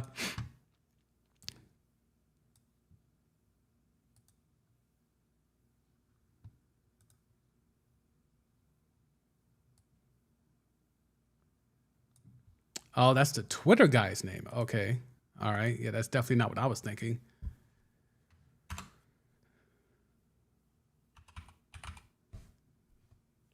Lakers guru?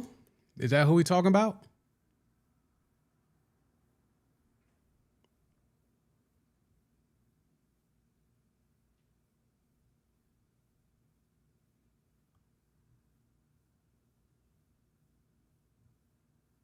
I don't want to hear from Rob Pelinka.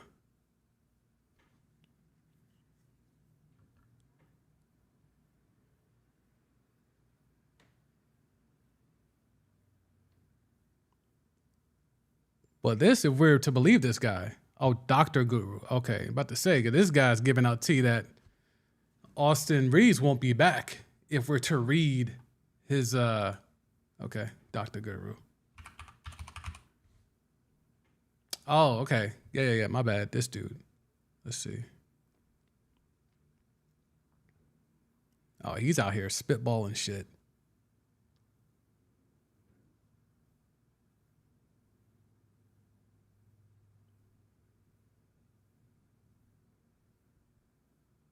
Oh, I got you now. Yeah, I mean, the problem is if we do this deja vu here, you're either talking about the Cleveland years,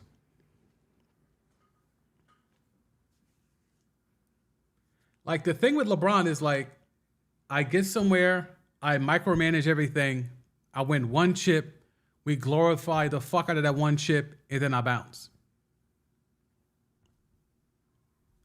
He's lucky as hell to have 2 chips in Miami. It really should have been 1, and it very easily could have been none. But he got those 2 in Miami. He got the 1 with blowing the 3-1 lead. And then he got the bubble chip, which was not as asterisk-y as people were trying to make it. So it's a lot there.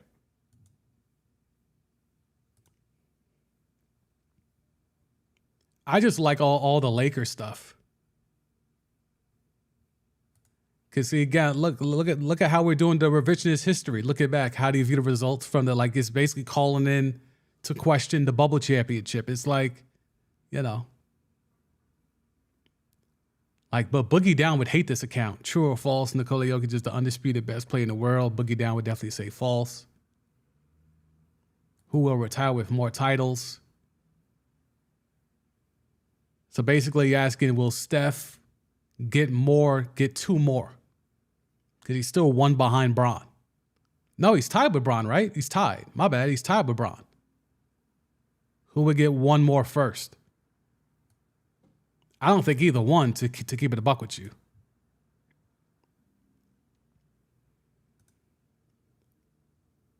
Yeah, Austin going to get that back. Probably from Houston. Austin 361 Mafia. Whoop that trick, get him. It's hard out here for a simp. Shout out to Guest Jules. On that note, maybe we will wrap it up. Get ready to watch the Celtics take their walk to that plank and jump off the edge of the ship. We'll get Joe Mazzulla's probably his last press conference. Although I heard some things today. I did some investigating behind the scenes with some people that I know. a lot of people were trying to tell me that, yo, I don't think Joe Mazzulla is going to go. Apparently, he is very tight with the boy genius, Brad Stevens. And if you're tight with the boy genius, you know that means you're also tight with Danny Ainge. So I had some people today telling me, yo, I don't think it's going to be that automatic that Joe Mazzulla is gone. He's very tight with the boy genius, Brad Stevens.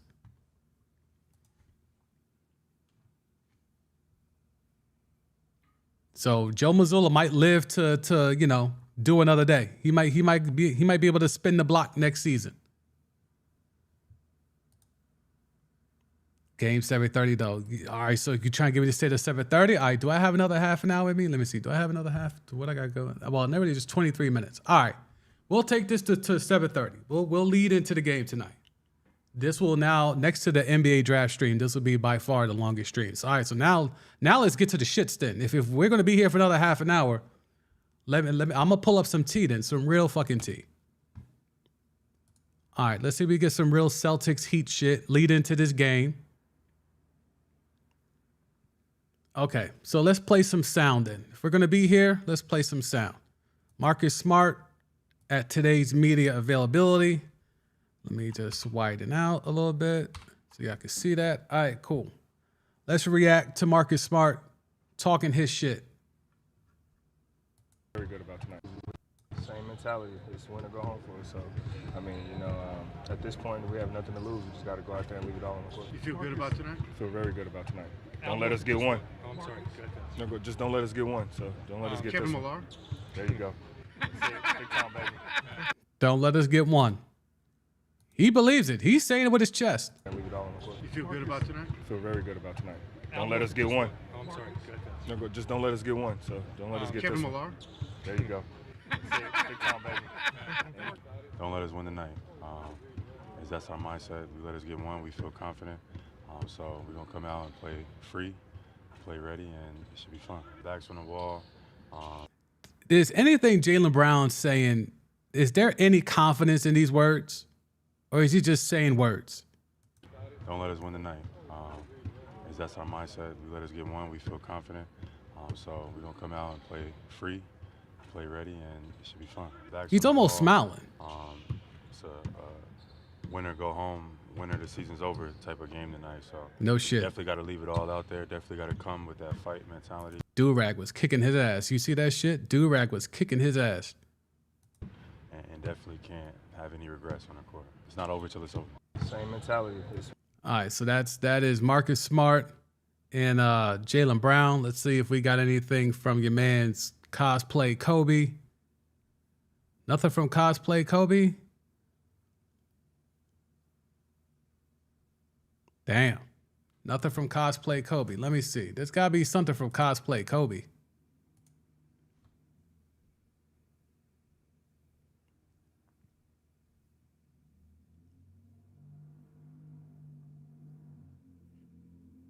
Man, we got nothing from Cosplay Kobe? We got nothing? We truly have nothing for Cosplay Kobe? I find that hard to believe. All right, well, we got the fits. Yeah, what the fuck type fit? This man is in Miami dressed like this? Is this y'all man's? Is this y'all man's? The fuck are we doing, bruh? Is that a hospital scrubs? Like pause on that angle, but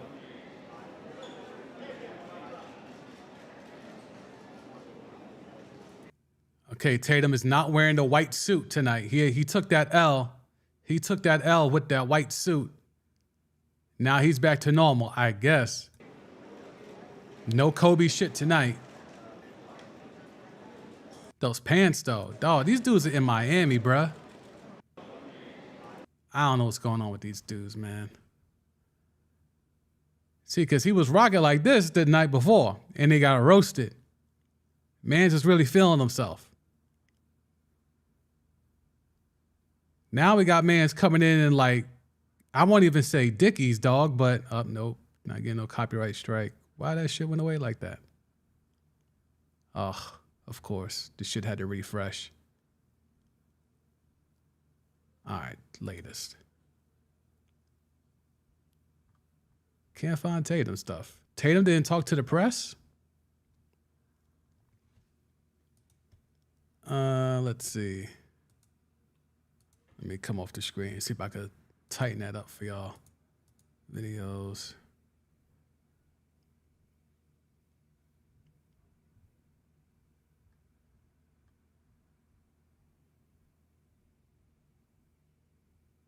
Yeah, there is no footage. Well, let me see Celtics videos.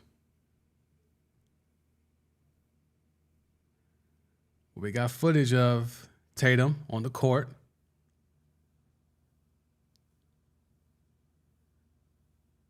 He's got to bring out that beige rage. He's got to bring out the beige rage tonight. If you're gonna go out with Mamba mentality, then it's got to be like, I need that KD performance that Magic Man was killing KD about, that 10 for 31. I need that from Tatum. If you're gonna go out gunning. Go out gunning, bruh.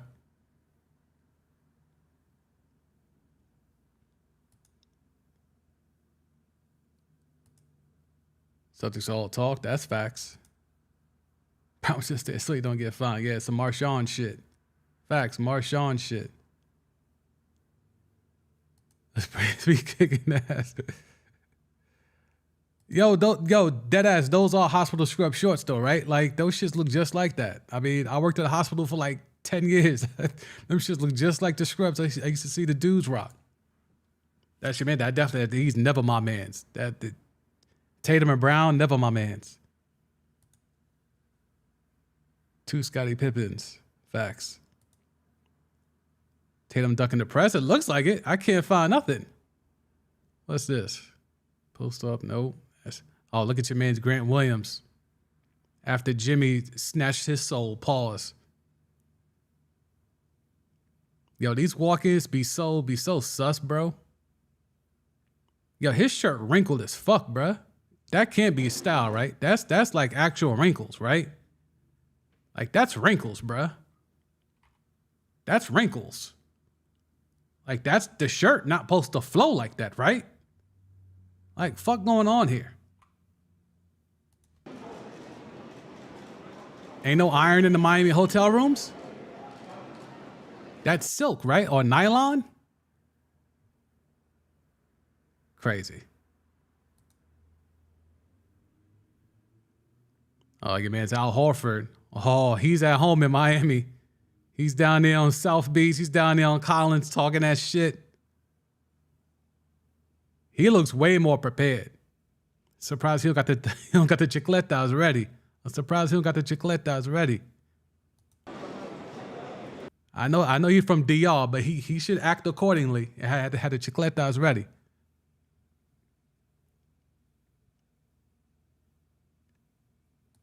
All right, so we got that. I can't believe Tatum is really ducking that smoke. We got shit from Malcolm Brogdon, but not Jason Tatum or your man's Missoula. Oh boy, this is from yesterday, but let's see. To get us to 7:30. Joe, you talked about worrying about how confident are you that these guys will step up? I'm the utmost confident that we'll compete, that we'll play together, that we'll be connected. He didn't answer the question. The question was, how confident are you that your guys would step up? How confident are you that these guys will step up? I'm the utmost confident that we'll compete, that we'll play together. I have the utmost confidence that we will compete. That's not stepping up. Answer the question, Joe. How confident are you that these guys will step up? I'm the utmost confident that we'll compete, that we'll play together, that we'll be connected. Joe, you talked about worrying about one game. Easier said than done, right? How do you get those guys to focus on just tomorrow night? I mean, I think that's the opportunity that we have. We have to do that. We can't get caught up in worrying about the task at hand, and if we don't take care of one game, then the other games don't matter. And so we just have to have a narrow-minded focus on that. He just says stuff, and I just don't understand him. I just don't understand him. Who be dressing these boys? I don't know, bro. Like, and you know these dudes got stylists though, right? And they pay good money for these stylists, bro. That's a hustle. Dressing athletes, that's a hustle. Hand nose. Oh, it's linen. Okay, you're saying it's linen, not nylon or silk. Okay, damn, that linen extra crushed. Like that shit is extra crushed, bro. Missoula ain't ready for the stage. Oh yeah. He's learning. He's learning that he's not. Not dog. He's inexperienced as hell, bro. Questioning whether you guys are all together. It's his facial expressions, bro. That's what it is, bro. Like, look at the way he's looking at this dude right now, bro. Look at how he's looking at bro. Like, you asking the question, like, again, I know he was a former player. And like he played in college and his team lost to Jimmy in NCAA tournament and shit like that, March Madness. But look at how he's just looking at dudes. The games don't matter, and so we just have to have. Here he's looking fine. Joe, are you questioning whether you guys Right there, bro. That's crazy eyes, bro. Someone looking at me like that, I think there's a problem. I feel like I need to square up. Why are you looking at me like that when I'm just asking you a question, bro? are all together? Like, you want to say But he would tell you ain't nothing wrong. That's just how he looks. This shit looks like there's a problem. Is there a problem, Joe? Besides the fact that you're down 3-0 and it's been a masterclass put on by Spo? And it's the head cock, bruh. Pause. Like bruh. say that and you want to believe that, but last night you guys didn't look like it. He carries himself like a dude that used to hoop. And you can't do that, bro.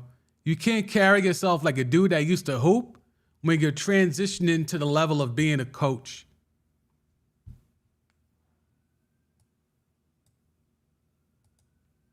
Yo, Scrub, you see it? Like you did question me? Like, yeah, like that's that real shit though. Like that's really how man just, see it? Like, yo, bruh, the fuck's his problem? The team that was together, is that something that you're going to have to reassess? I mean, I don't know if we're questioning that. Is obviously we were disconnected. That game forced us to be disconnected for that game. But on the whole, that's just a week ago. We were one of the most together teams, and so it is easy to lose. Were they one of the most together teams a week ago? The only thing that happened a week ago was Mother's Day. Tatum went crazy for a 50-piece. And in game 6, the Sixers choked in the fourth quarter and Tatum went crazy for 16 after being trashed the first 3 quarters. So the team was not connected. Tatum went crazy fourth quarter game 6 to get it to 7. And then 7, everything was falling for Tatum and y'all ran the Beard and Embiid out the building. Use that, and you just have to work to get that back as fast as you can. How confident? It's just, it's this second question, bro. That shit right there, bro. Like, you want to say that and you want to believe that? I would definitely feel like I got to square up. Like, I would take a step back. Like, yo, is there a problem? I need to get in my stance. Like, I'll roll the shoulder like Floyd. Like, do I need to be on the defensive? It's crazy. Nah, facts though, Scrub Zero. I think it's the thing, like, I'm a hooper, but now I'm coaching. And remember, he was just supposed to learn under Ime. He wasn't supposed to be entrusted to be the guy. But then Ime was wilding, slaying everything, allegedly. So they had to get him about the paint. And the boy genius, Brad Stevens, who again was hired by had to go out there and didn't want to do a real coaching search. So I hire my mans who's already on the bench already. Just let him do the gig. I'll be the de facto coach from up top. If it goes well. If it goes bad, it's all your fault because you're inexperienced. Shaky in the light. All right, let's see. Let's see if we could hear from Bron last night. I want to hear Bron say the word retire. Because I can't find no Jason Tatum shit. So Tatum, unless we go back to the end of game 3, which I don't want to go that far back. That's old shit now. Let's see if we can find Bron retirement talk.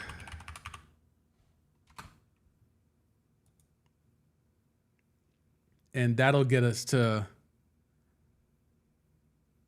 Oh, yeah, here we go.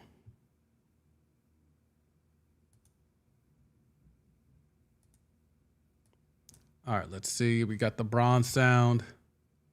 At this point in my career, and I don't get a kick out of making a conference appearance. I've done it a lot. Oh, wait, this is some parody shit. We ain't doing that. That's some copyright shit. Fuck out of here. Hang on.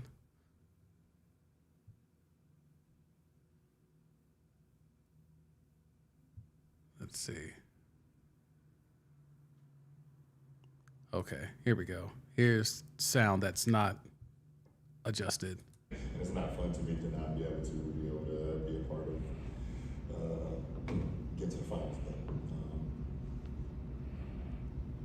But we'll see. We'll see what happens going forward. I don't know. I got a lot to think about, to be honest. And just for me personally, going forward with the game of basketball, a lot to think about. Appreciate it. Thanks, A lot of changes with the Lake Show. A lot of changes. I got a lot to think about. It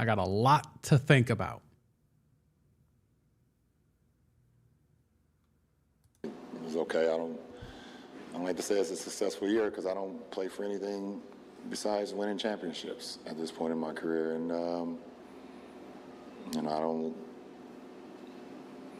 don't get a kick out of making a conference appearance. I've done it a lot, and and it's not fun to me to not be able to be a part of getting to the finals, but we'll see what happens going forward. But I don't know. He knows. He knows what he's doing. I got a lot to think about, to be honest. I got a lot to think about, to be honest, and Yeah, he knows what he's doing. He knows what he's doing. He's not retiring. Don't fall for that shit. Bron need to stay home. We don't need to see this dinosaur play no more. Well, the thing is, I think that dinosaur wants to keep playing, and we can't run him out of here, unfortunately. So, I think that'll be the problem there. We can't run him out of here.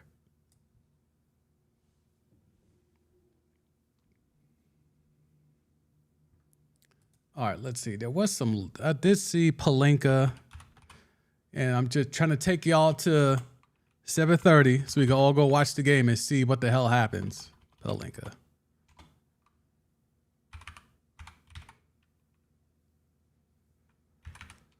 Let's see. Exit interviews for Rob Pelinka. Oh, wait, was that it? Oh, we're not listening to Max Christie. Come on, dogs. Okay, let's see. Just thinking about this season and the players that you had that emerged and grew as you look to the offseason and consider, what's out there, how much would you prioritize continuity and keeping together part of what you've seen have a certain level of success from this season? We're incredibly proud of this group, obviously, to get to the Western Conference Finals. I think, after the trade deadline, we had one of the top records in the league. I think keeping that continuity is going to be very important. We ultimately got knocked out by a team that has great continuity. They've got a group of players that have been together for several seasons, and it shows in the way they play. But that's a high priority. Oh, I definitely would not be is, staying on the 7 like to 8:30 then. Got a group of special I would players take in the y'all at locker room. 7:30 They and then enjoy I'm a playing bow with out. each other. Darvin enjoys coaching them. We know there's more growth and improvement in that group, especially if we get a training camp together. So I would say it's a high priority to keep our core players together. Hey, Rob, if I could start with you, just thinking about this season and. All right. So again, you're not really going to get too much in regards to this stuff, and it's not really you're not really going to get too much. Like there's some sound I could play, but it's copyright shit. Pelinka's been making the rounds. Yeah, we'll go ahead and get off that.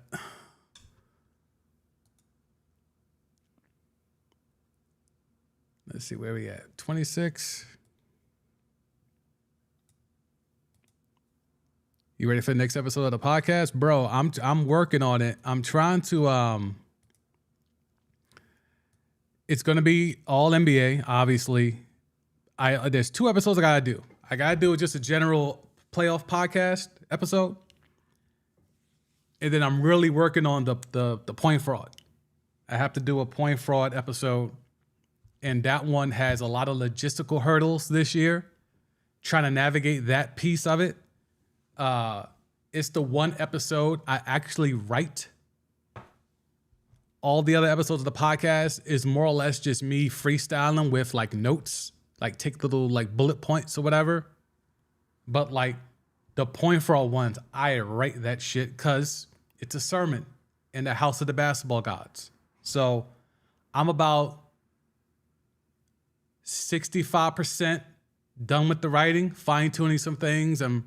Now that I have a visual component here on YouTube, I want to figure out that speed, that like piece of it. So it's coming. You're probably going to get just a normal playoff episode first. Then once I get all the logistics figured out, then you'll get a point fraud official Taking to Church 3 episode of the D Sandy podcast, where we just air out and we walk and welcome back in to the house of the almighty basketball gods. And we put, again, another burial of the point fraud, the CBA circumventing charlatan that is known as a point fraud. So please believe, we'll be here. We'll be here. Salute. I appreciate you checking out the pod. AB, what's the information for the podcast? So on any streaming platform, wherever you get your podcast, look up The Sandy Podcast. There's also a link for that in the description of this here live stream. It is there. Let's see, will they allow me to pull that up? Pause. I could drop it in the chat. Actually, yeah, I'll do that. I'll drop it in the chat. I gotta get used to doing all this YouTube shit that I be seeing these other cats do. I'm not familiar. I'm not up to speed. So I gotta get up to speed. Let's see. Dropping links in my own chat and shit. There we go. If we don't see that, and boom. That should be a clickable link. That'll take you to the podcast. Yeah, so I'm probably gonna see what's today. I'll be out of town this weekend. Got a wedding out of town, but I would say before the end of the week, you're going to get a new episode of the DCMD podcast. Before the end of the week. And I'll probably live stream this shit to keep it a buck with you.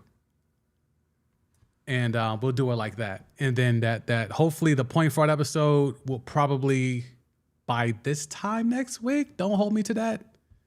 Because you know what I'm saying? Like, got to finish up the writing and the logistics and all that shit. If anyone has a plug on the free church, let me know. Because at some point I would like to walk into a house of the basketball guys to do this. But, you know, if not, we may have to green screen our way through it or B-roll our way through it. But we'll figure something out. But we have hit 7:30. It is an hour until the game. I cannot carry another hour. Bruh is hungry, but we've been on here for almost 3.5 hours. So I appreciate y'all for being here. Salute to all of y'all in the chat. Y'all hold me down. The channel's growing every day. We just crossed over 400 subscribers. We literally just had like 50 something a few months ago. So we're growing at a great rate. Pause.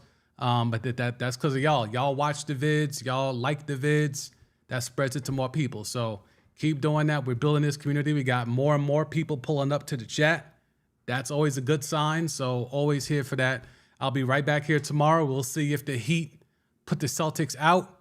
Or will, you know, the crushed linen that Grant Williams was rocking was the secret elixir, or the chicletas that, you know, Al Horford walked in with is the secret elixir. So for Timeline T, I am the Sam D. San Jr.